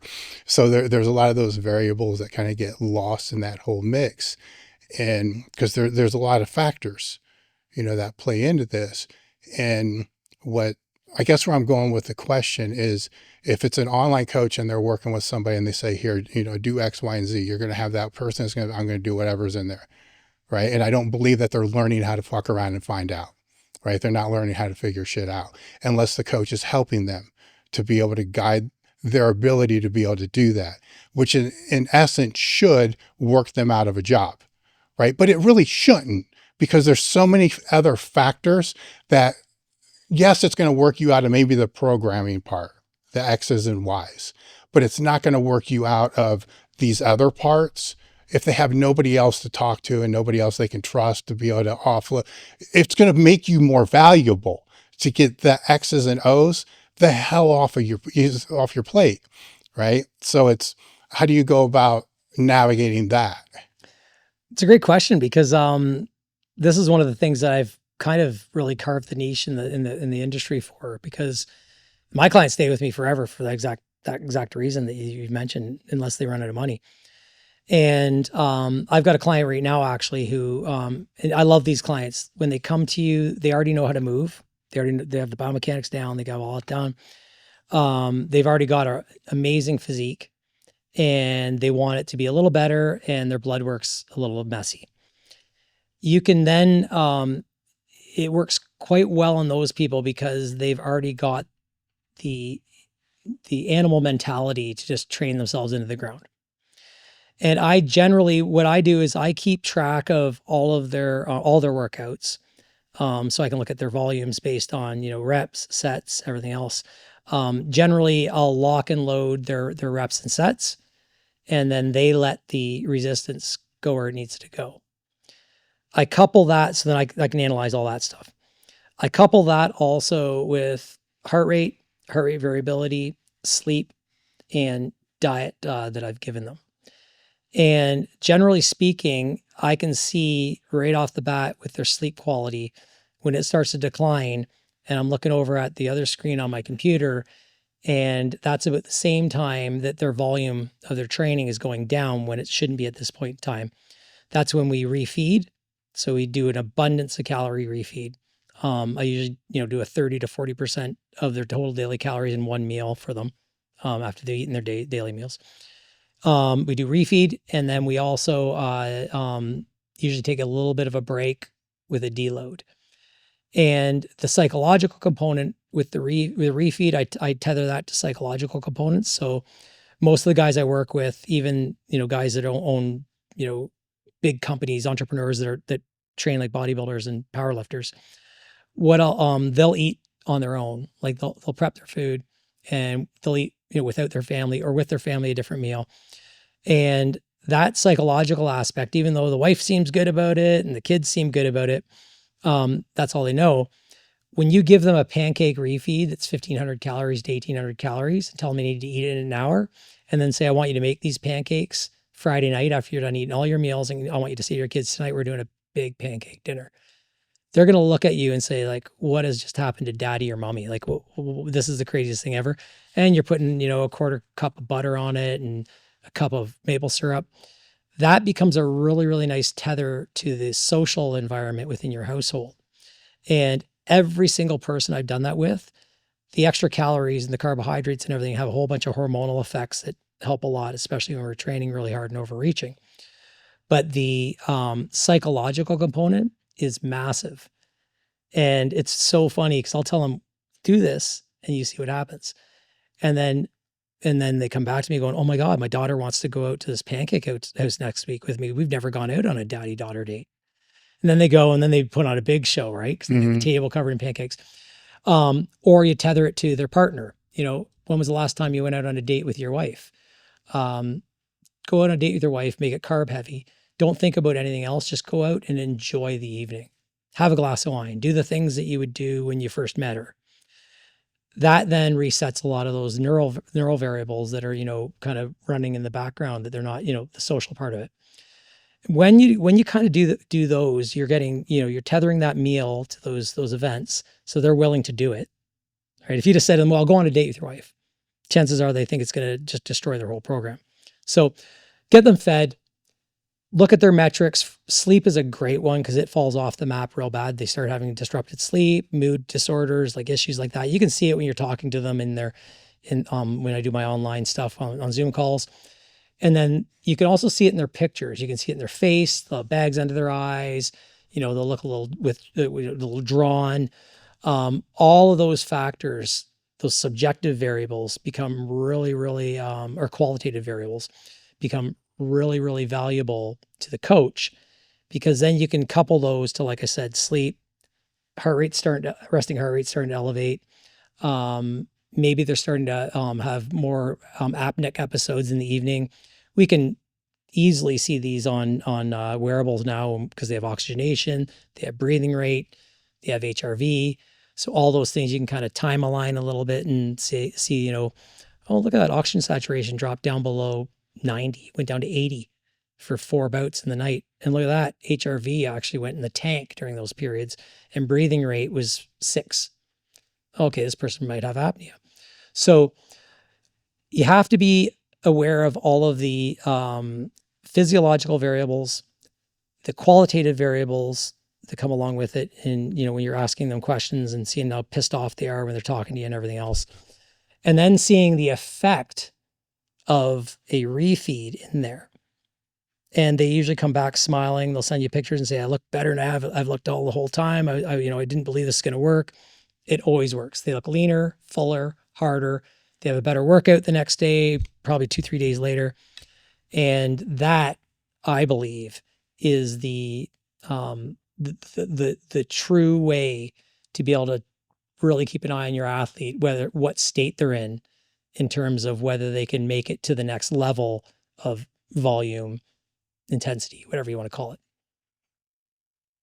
So you have metrics that are basically covering everything that's in the full model. As much as I can. And then the qualitative aspects I use motivational interviewing for. So I don't tell them what to do.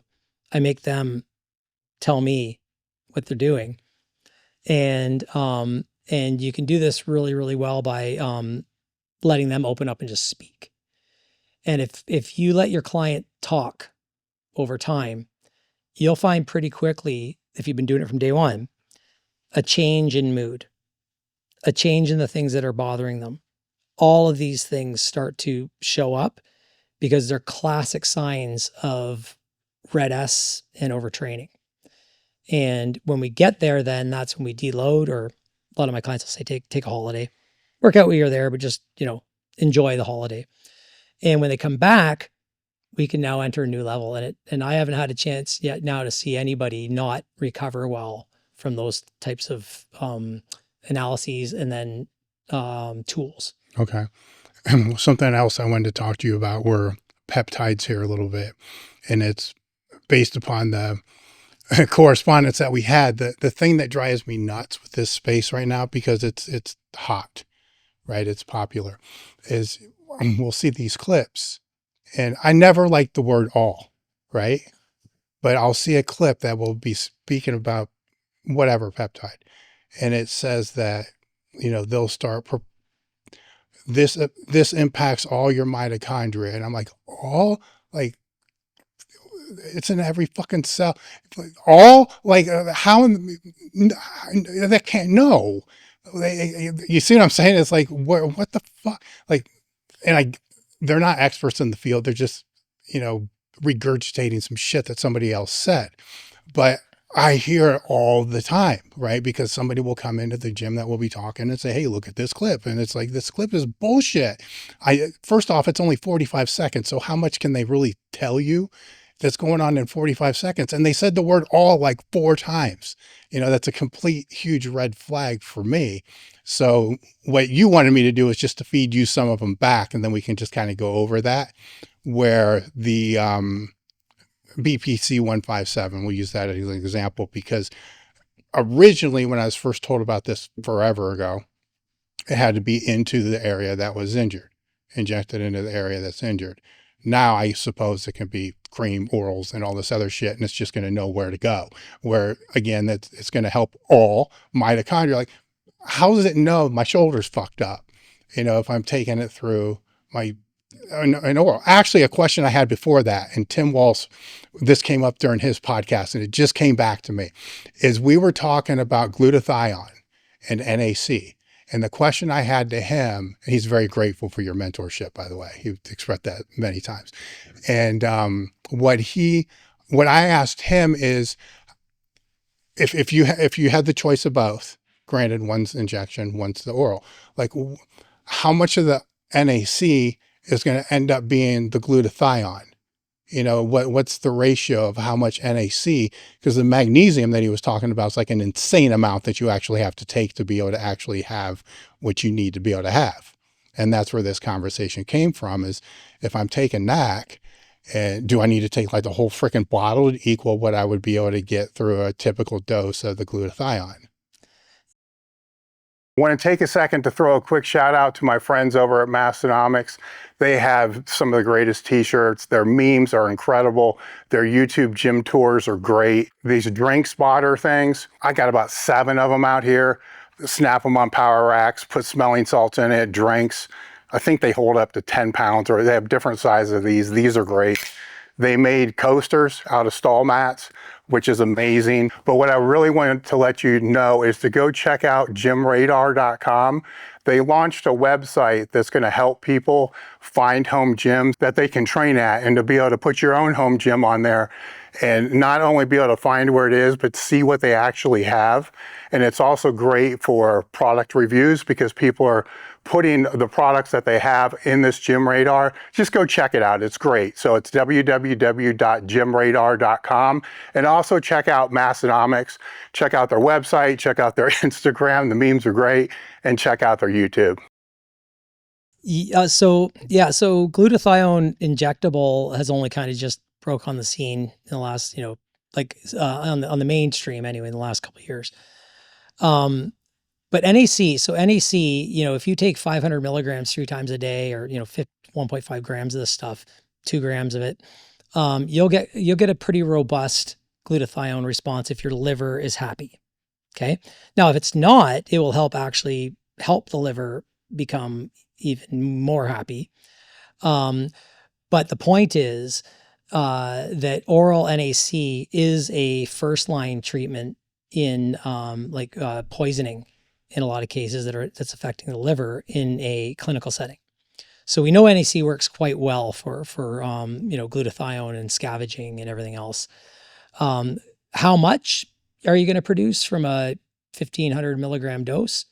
We don't really know, but we do know that the high dosing of NAC will actually save the liver from an insult of poisoning in general. Overdose, acetaminophen overdose, or any sort of poisoning that's affecting the liver. In terms of its efficacy versus injectable glutathione, I tend to lean toward NAC only because it's been well documented and it's convenient. It's convenient, tried, tested, and true, cheap, non-injectable, and it works.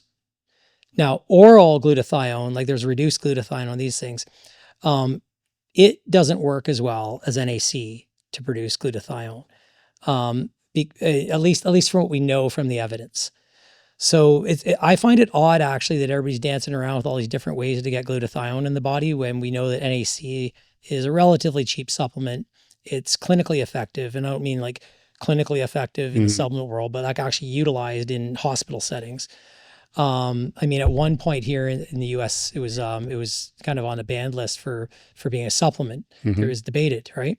And that's because of its clinical potential. So that one, I'm big on NAC. All right, so it's with the BP157. Yeah. So with BPC 157, it is a pretty interesting compound, right? It's a body protection compound 157. It, was first isolated from gastric juices. It's, relative abundance in our digestive system.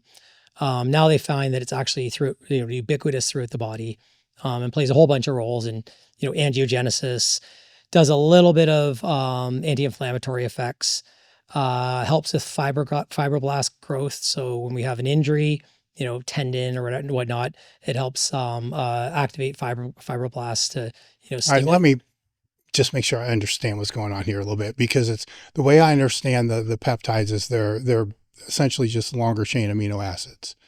They're actually relatively short chain Shorter than amino acid. Acid is a no, they're just chains of amino acids. So but it's not long enough to be a protein.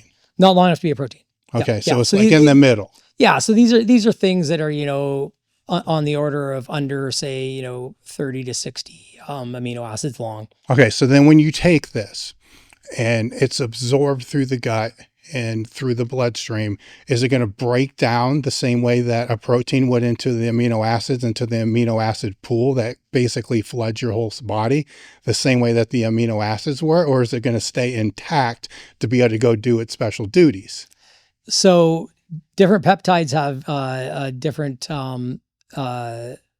proteases and proteolytic enzymes that break them up.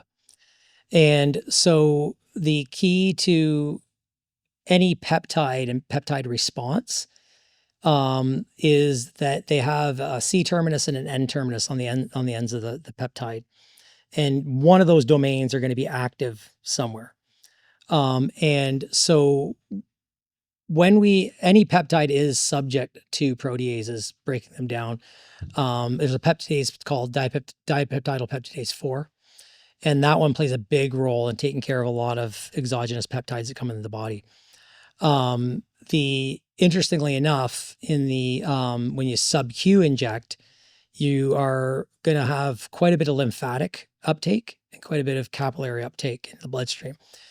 There's a lot of those peptidases sitting within that spot where you're injecting.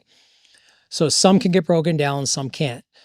Most of them will have a half-life of, half an hour to an hour in the blood, and can be measured, and you can see it there, and everything's good. Once that goes away, though, the actual plasma half-life is different than the cellular half-life or the effects that they're causing downstream. Those can last 10, 12, 14 days with, say, BPC 157. So the other interesting thing, so I did my PhD in neuropeptide Y and blood and muscle and blood flow and all this stuff. And interestingly enough, some peptides, like neuropeptide Y, can actually be truncated or broken down by proteases. And depending on the protease and where it cleaves the actual full 36 amino acid peptide, it becomes active again in different places as a fragment. So it doesn't break it down to individual amino acids. These proteases break them at certain serine, proline junctions and these things. So they just become different fragments. So some become more active, some become inactive.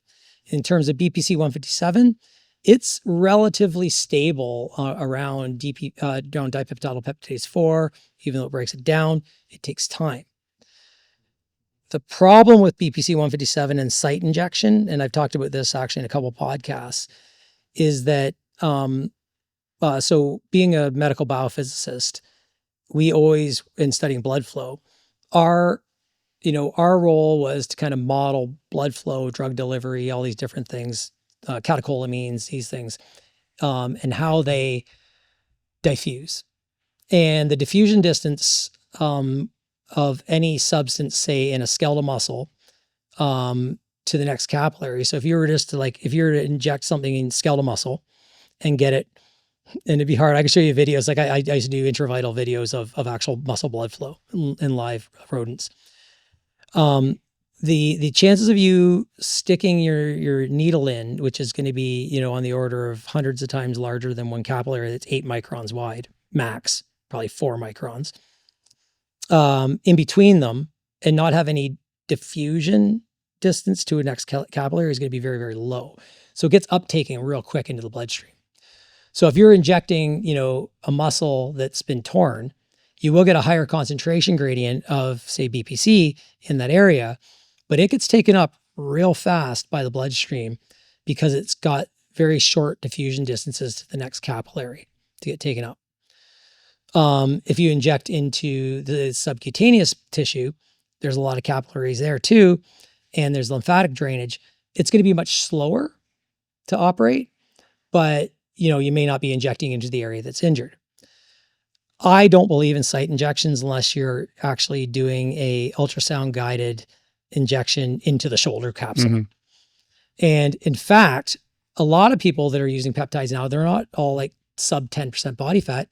They could be injecting into an inch of fat on their shoulder, or, you know, into, you know, thinking they're going into their shoulder joint. But they're not. It's just getting picked up and going systemic. Yeah, right? We all know this. I mean, yeah. anybody who's done tren Mm-hmm. and had tren cough, you know how fast that comes on. Like it's Yeah. not just sticking around the muscle very long. And that's an oil-based bolus, right? And it's like you do it and Mm-hmm. you're like, oh shit, am I going to die this time? Yeah. And then, right. So it's, you know, it is a very, very, it's a black box right now with how people are doing some of these things, but there is some efficacy with using BPC 157 for, you know, injury, acute injury, inflammation, blood vessel growth, these types of things. Well, it's a black box for a lot of different reasons too, because it's sourcing is an issue, you know, where I've been bitching about the sourcing issue of anabolics for 20 freaking years. And, because of this black market, you don't know what the hell that you're getting and all this other, and it's still, and oh man, it was I was redeemed a few months ago. Over the last few years, it's like, oh no, they're all the underground labs. They're so competitive now that it has to be what it's going to be, or they're going to get a bad rap and they're going to go out of business. And I believe somebody out of Australia bought a whole bunch of shit from a bunch of different people. Then they had it all tested, and like none of it was what it was supposed to be. And I'm like, motherfucker, I've been telling you motherfuckers this whole time. I'm not going to go in my way to go about figuring it all out, but there's ways to figure it all out, but don't ever assume what you're buying is what you're buying. Absolutely. And in the US, I don't believe it's even legal for us to test it. You can get it tested. There are some US testing facilities, but you can get Janishik to test it. You can ship it out and they'll test things too. Yeah, so there are testing companies that will do it. Yeah, I mean, we saw this with Masteron, like the DHT derivatives right now. You know, it's scarce because they shut down the labs in China that were actually producing these because they have really no medical benefit. You know, they don't use it in medicine anymore. So it's just for the bodybuilders that they have these labs. And but yet most everybody's still selling Primo and Masteron. Well, here's the difference between the anabolic case and the peptide case is the advice I used to get. No, I don't want to say advice. What I used to personally do is whatever I bought, I just mixed all the shit together in one 50cc vial, right? If it was the tabs, I took all the tabs, I mixed it in one fucking big thing, shook it all up, and then I just took that same shit the whole time. If it wasn't working, I took more, right? That way I was guaranteed I was never going to get a bad batch that was in there. Right. And it didn't matter what it was all freaking mixed together. It sounds stupid, but this is the most common sense thing in the entire world because you have no idea what it actually is. Yeah, it starts with understanding you don't really know what you have. Yeah, and this was back you're getting it from Mexico, so I'm guaranteeing nothing's what it's supposed to be, right? But from that standpoint, at least I had some control over what the dosing was. And worst case scenario is if let's say I had a bottle a week for 10 weeks. And what if the last 2 bottles or the last 3 bottles for the last 3 weeks were bunk? Then I'm fucked. Right. Yeah. You know, I'm screwed. So my way to combat that was now you can't do this with peptides because they're all different. They do different things. That would be like me mixing my orals with Clen, Speed, you know, Xanax and D-ball and hoping, really? You know, so this becomes a really black, gray type of area with all this. So it's, that being said, I don't know how this is going to get treated as it moves through the pipe through FDA and all the different governing agencies, but that's a big deal. And I don't think people are talking about that because everybody's source is it's just like steroids. Like, no, my guy's good. Yep. Like, oh, okay. And so is this one and this one. So who's not good? That's right. Exactly. It depends who you talk to, what's good and what's not good. Yeah. Yes. Yeah, get the opposite answers. And so with some of these, I believe compounding pharmacies still have the ability to be able, I think they can still do BP 157. Yeah, the U.S. 14. administration just actually released a bunch of peptides that they said they couldn't. Mm-hmm. Now they can. BPC is one of them that's Yes. allowed. All the popular ones are allowed to be compounded. Okay. So what was the other one I had down here? I don't want to put my glasses on, I'm lazy. CJC-12. Yeah, 1295. Yeah. Yeah, so it's a growth hormone releasing hormone analog. So like upstream in the cascade of growth hormone getting released, growth hormone releasing hormone, or GHRH, signals the pituitary then to do its job on getting growth hormone out.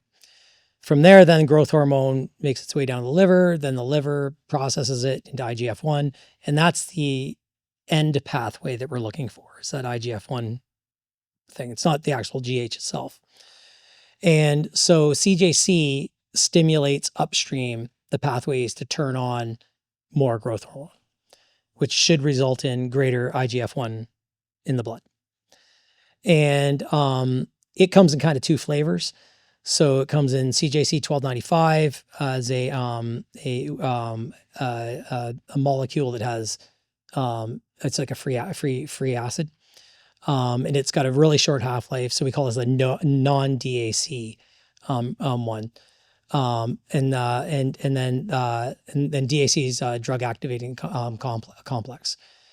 And the idea is with DAC is that it will lengthen the half-life of CJC 1295 because it binds it to albumin.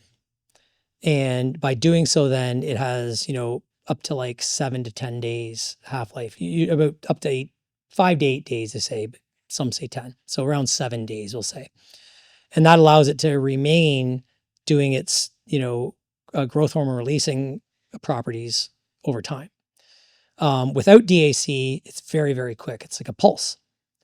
And so CJC, without DAC, you can mimic pulses in the body by utilizing it strategically around the times when the body would be pulsing GH. So for example, right before bed.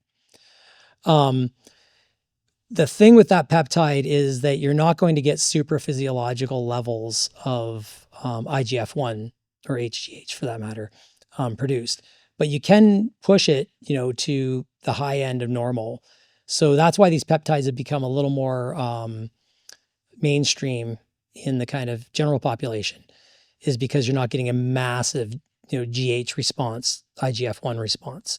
It's moderate, and at the doses people are using, it's going to usually, in an older person with lower levels of normal IGF-1, it'll push them up toward the higher end of IGF-1. Like, somewhere, instead of being 125 nanograms per mil, it's going to go up to, 200 to 300 nanograms per mil.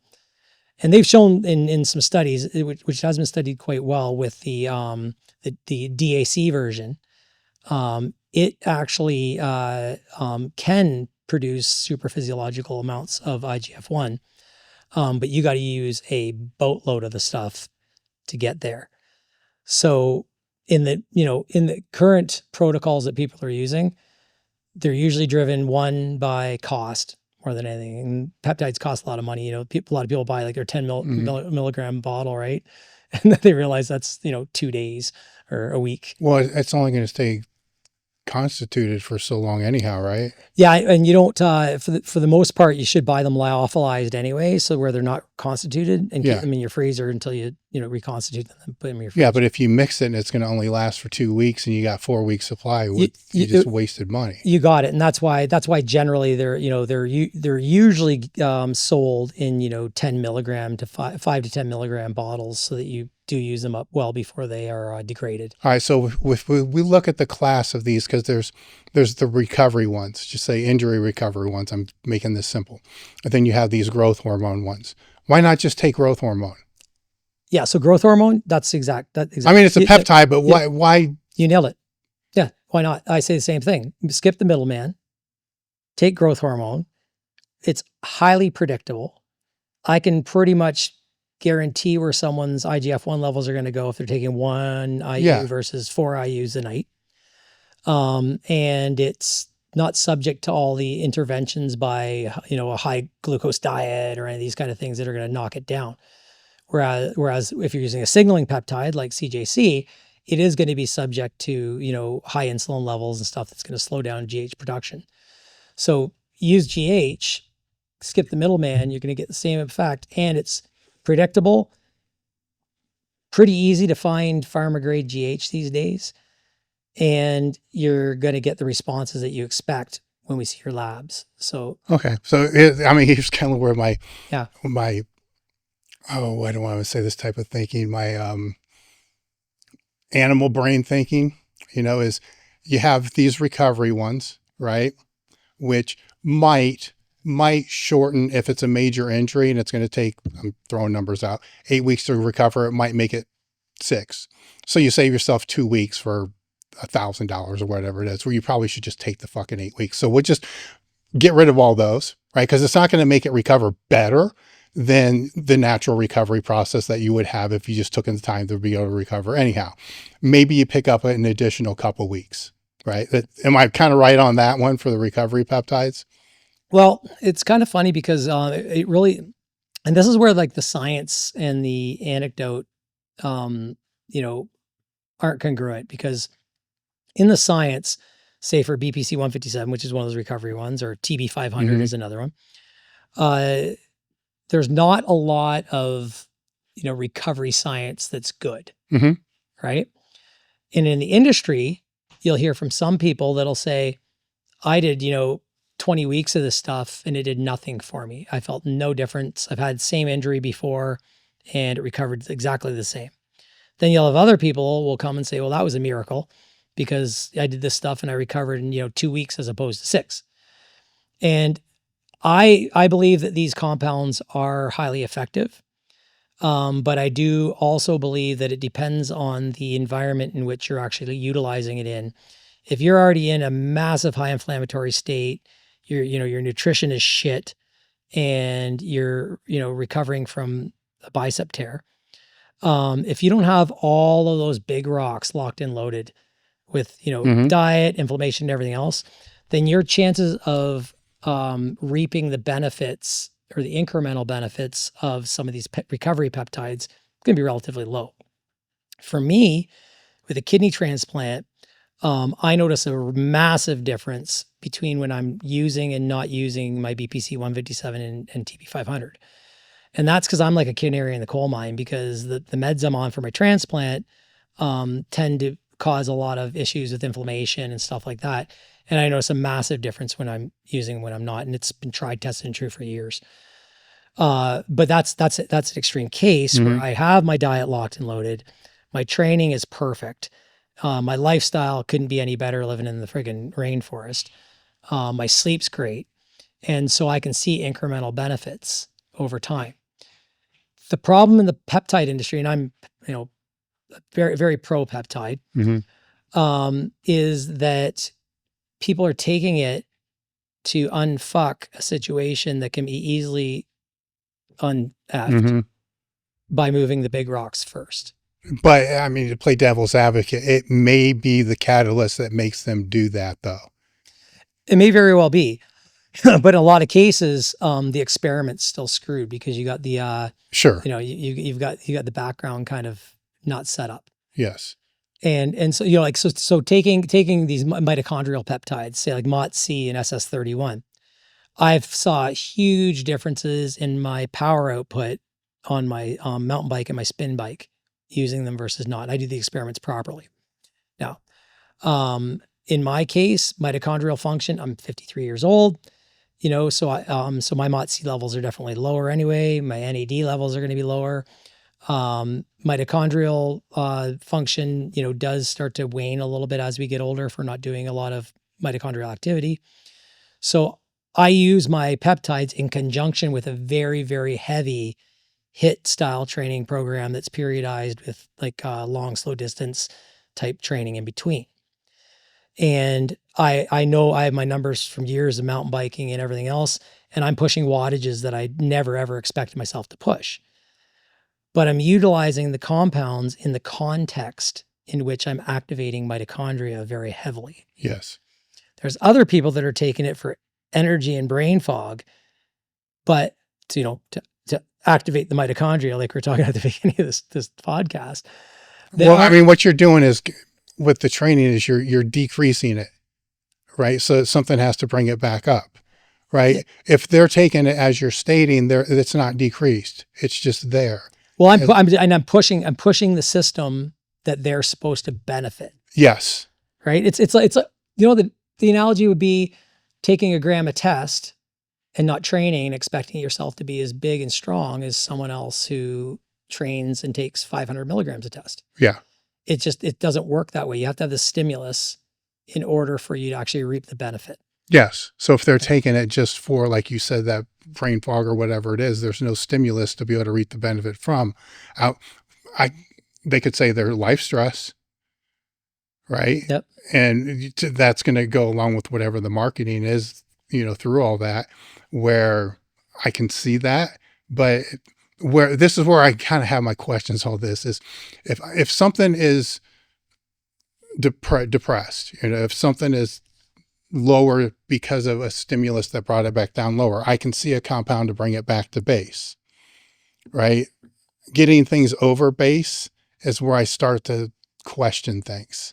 Yeah. And that's so where the longevity peptides come in is that for the most part, they're based on the fact that as we age, those particular peptides go down. So NAD plus, for example, it goes down as we age. MOTC levels in the body go down as we age. All right. So if we go with the NAC, why does it go down? Why does it go down? In terms of NAD? Yeah. Strictly because redox balance as we age, just as a natural consequence, tends to become on the favor of oxidation. And when we oxidize components of the mitochondria, they're important for ATP production and those types of things.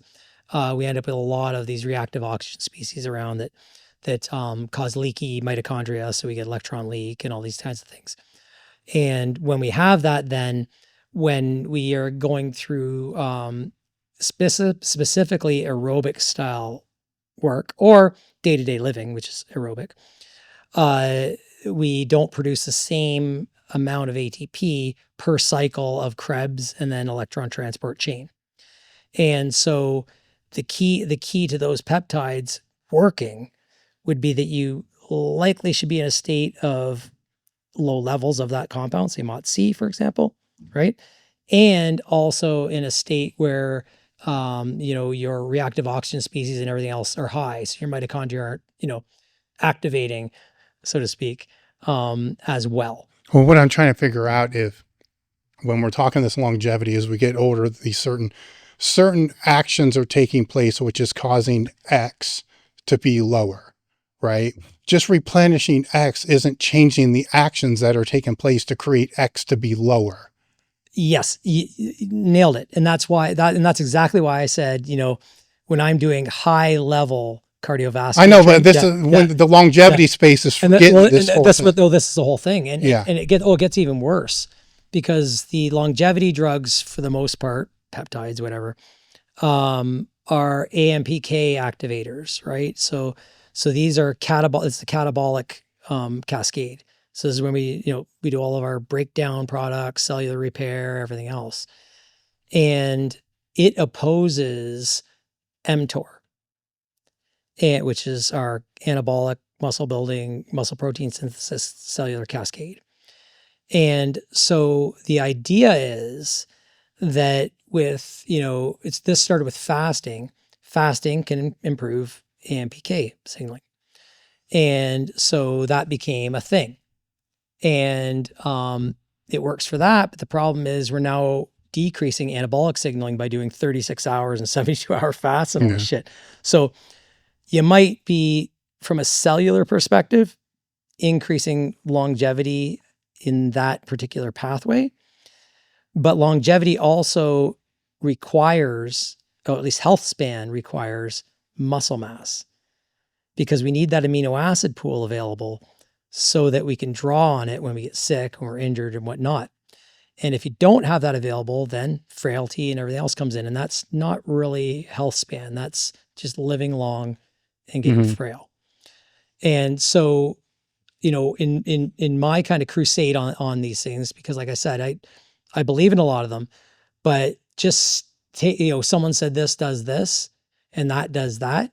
Taking both of them isn't going to produce some effect that's magical. You're not going to see magical effects. It has to be coupled with the appropriate stimulus. So maybe it be cardiovascular training, right? But then also has to be in the population for that requires it. So it's, there's multiple different aspects to longevity that people are forgetting about. And just because a peptide activates a pathway that is associated with longer life doesn't mean you're going to live a longer life. That's not how it works.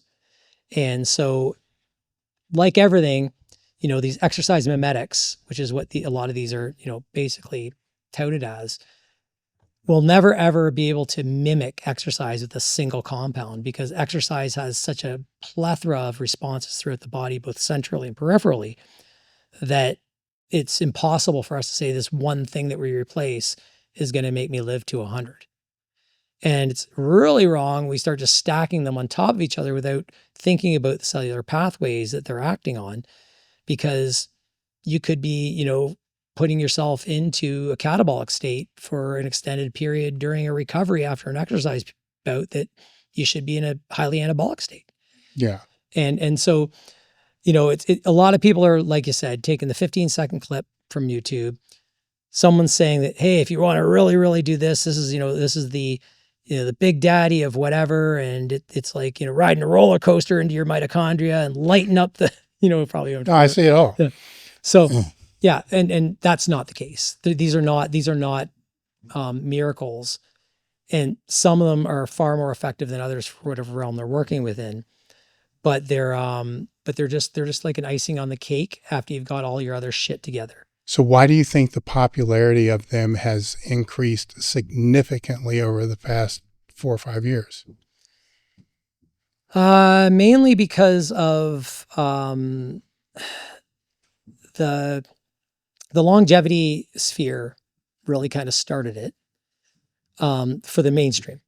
Because in the past, like, these have been around for a long time. I was using peptides back in like 98, 2000 time back then. Like back when you had to freaking get Bitcoin and buy them on the Silk Road, for crying out loud. I have a Bitcoin wallet somewhere with a couple of Bitcoin in it. I have because they were like $1 a Bitcoin or something back then.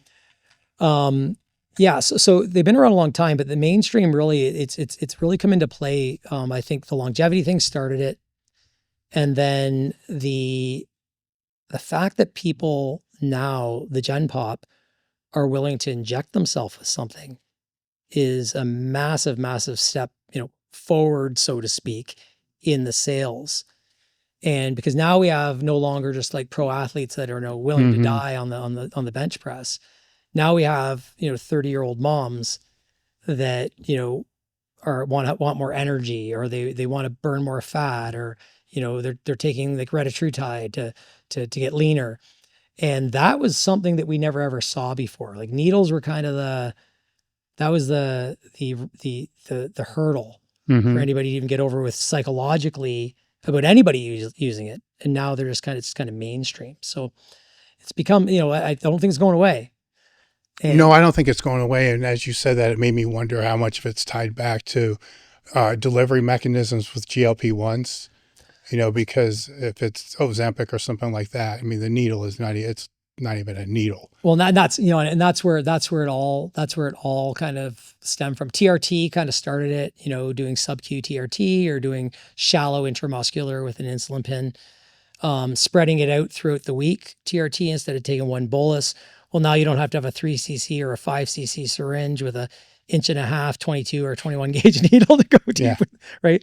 And Yeah, I still have a hard time wrapping my head around that one just because of 30 years of bias. I'm like, you mean I didn't have to do that? right. Well, and I remember on the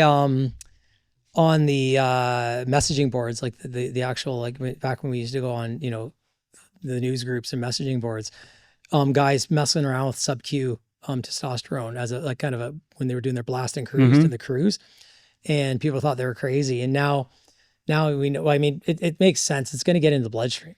It's a little slower than I am, but I mean, it's a 10-day half-life on cypionate anyway. So who cares if it takes a couple extra hours or an extra, to get into the blood. But I think that whole, like, TRT thing, guys are injecting themselves. And then you have, like, cosmetics, with people getting Botox and stuff, they're getting that. So it's kind of probably opened that up that people just, insulin needles aren't that scary. So if the floodgates are open, how can people navigate all the bullshit of the floodgates that are open? Because regulation's a weird thing. Like, I don't like it, but it's like the AI with we're getting in these dicey areas where I'd rather it be unregulated, but people figure out where good sources are. So how can they vet out good sources? Yeah. So information. Yeah. So for information, like that's what I'm doing now. And I work with a peptide company to help them with the athletes and everything like that behind the scene. And the key is to have resources like myself that have, don't really have a bias, can say what is known, can say what isn't known, can say what people are doing, and can say that, you're at your own risk in terms of if you have a compound, is real. In terms of knowing that you have a compound is real is to make sure it's been tested. Most of the good companies are testing now, and they're providing those tests. And Janashik is one of the testing facilities that does this. And you can, when you take their COA that they give you, that they show you on the screen, you can batch test that against, put the serial number into Janashik and make sure they didn't make up a PDF themselves. It's like the old trick of the book, right? But then again, right, then you have to be guaranteed that what you're getting is actually from that lot they did, right? So you can actually send in your own, like a bottle, sacrifice a bottle to have it tested from a lot that you got it from. And that's really what you have right now. The good companies, though, the ones that I've been associated in, I know have actual labs in Canada and the United States. They are being tested on a regular basis. And because there's so much profitability within this realm right now, that there's no reason to not test your products. You're dealing with a real shady company if you're not getting a good test that you can verify has been done. Because, like I said, because the margins are massive on these things. Any other topics you wanted to go over I didn't bring up? I'm pretty good. That works. Any final thoughts? Just, in the realm of everything we're talking about, really, it's funny. It doesn't matter whether it's peptides, whether it's autoregulation or anything. It's going to be to move those big rocks that we know are effective, that you and I have known of for 30 years work first. And those are going to be, if you want to recover and be able to push yourself through the next set and everything else, it's not going to be shitty sleep, shitty diet, BPC 157 and growth hormone. It's going to be get your diet locked and loaded, make sure it's got enough fiber in it, make sure it's got enough vegetable matter in it and phytonutrients and everything else for antioxidant status and everything else. So we can, keep that in check. Make sure you're getting enough calories. Today, there's a big it's getting better, but there's a big thing against carbohydrate intake. And I've been on a crusade for about 3 years saying like, this is ridiculous. Like carbohydrates are required. Make sure you're getting a high quality mixed meal, high nutrient density diet. Get that one done. Take a look at your sleep. Make sure your sleep is locked. If that's not locked and loaded, you're not getting, an hour or 2 hours of deep sleep every night, you're not going to recover over a long period of overreaching. And that's going to be your roadblock. Once you got those all in check, make sure that you've got, your head in the game, that you're doing something that you love, because this sport, any power sport in general, any aesthetic sport where there's muscles involved, requires massive consistency and massive diligence on maintaining that consistency so that you have consistent food intake that is going to match your performance. You've got consistent sleep that's going to help you recover. And you've got at least a relatively good grip on your stress levels so it doesn't affect the whole cascade of things. Get that stuff all figured out. Then there's some real good room for certain peptides to be able to do their job so that you can, use the least effective dose for anything so you can get the greatest output from it. Like I said, I've got lots of cases where I've taken guys, Antoine Vaillant is one of them in bodybuilding, and he lets me talk about him all the time, where, we had him on like 100 milligrams a test for a long time while we got him in really good shape. And then once he started going up above that, he kept growing and he couldn't believe it because that was just like the apple juice to him. And when we did shows subsequent to me getting him back into shape, we got him to the Olympia, and he looked the best that he ever had. And he was on half the stuff he ever was on because he was healthy. And so healthy bodies build more muscle. I've always said that. Get your health in check first and then start mucking around the things that wreck it. How can people find you? So you can find me on the socials. Instagram's my main channel at Dwayne Jackson. I've started a new podcast in the last month or so called The Vitality Manifesto. You can look that up on YouTube. It's at Vitality Manifesto. And I'm kind of all over the place. Sounds good. Thank you for coming out. This has been great. Thank you. And we're done.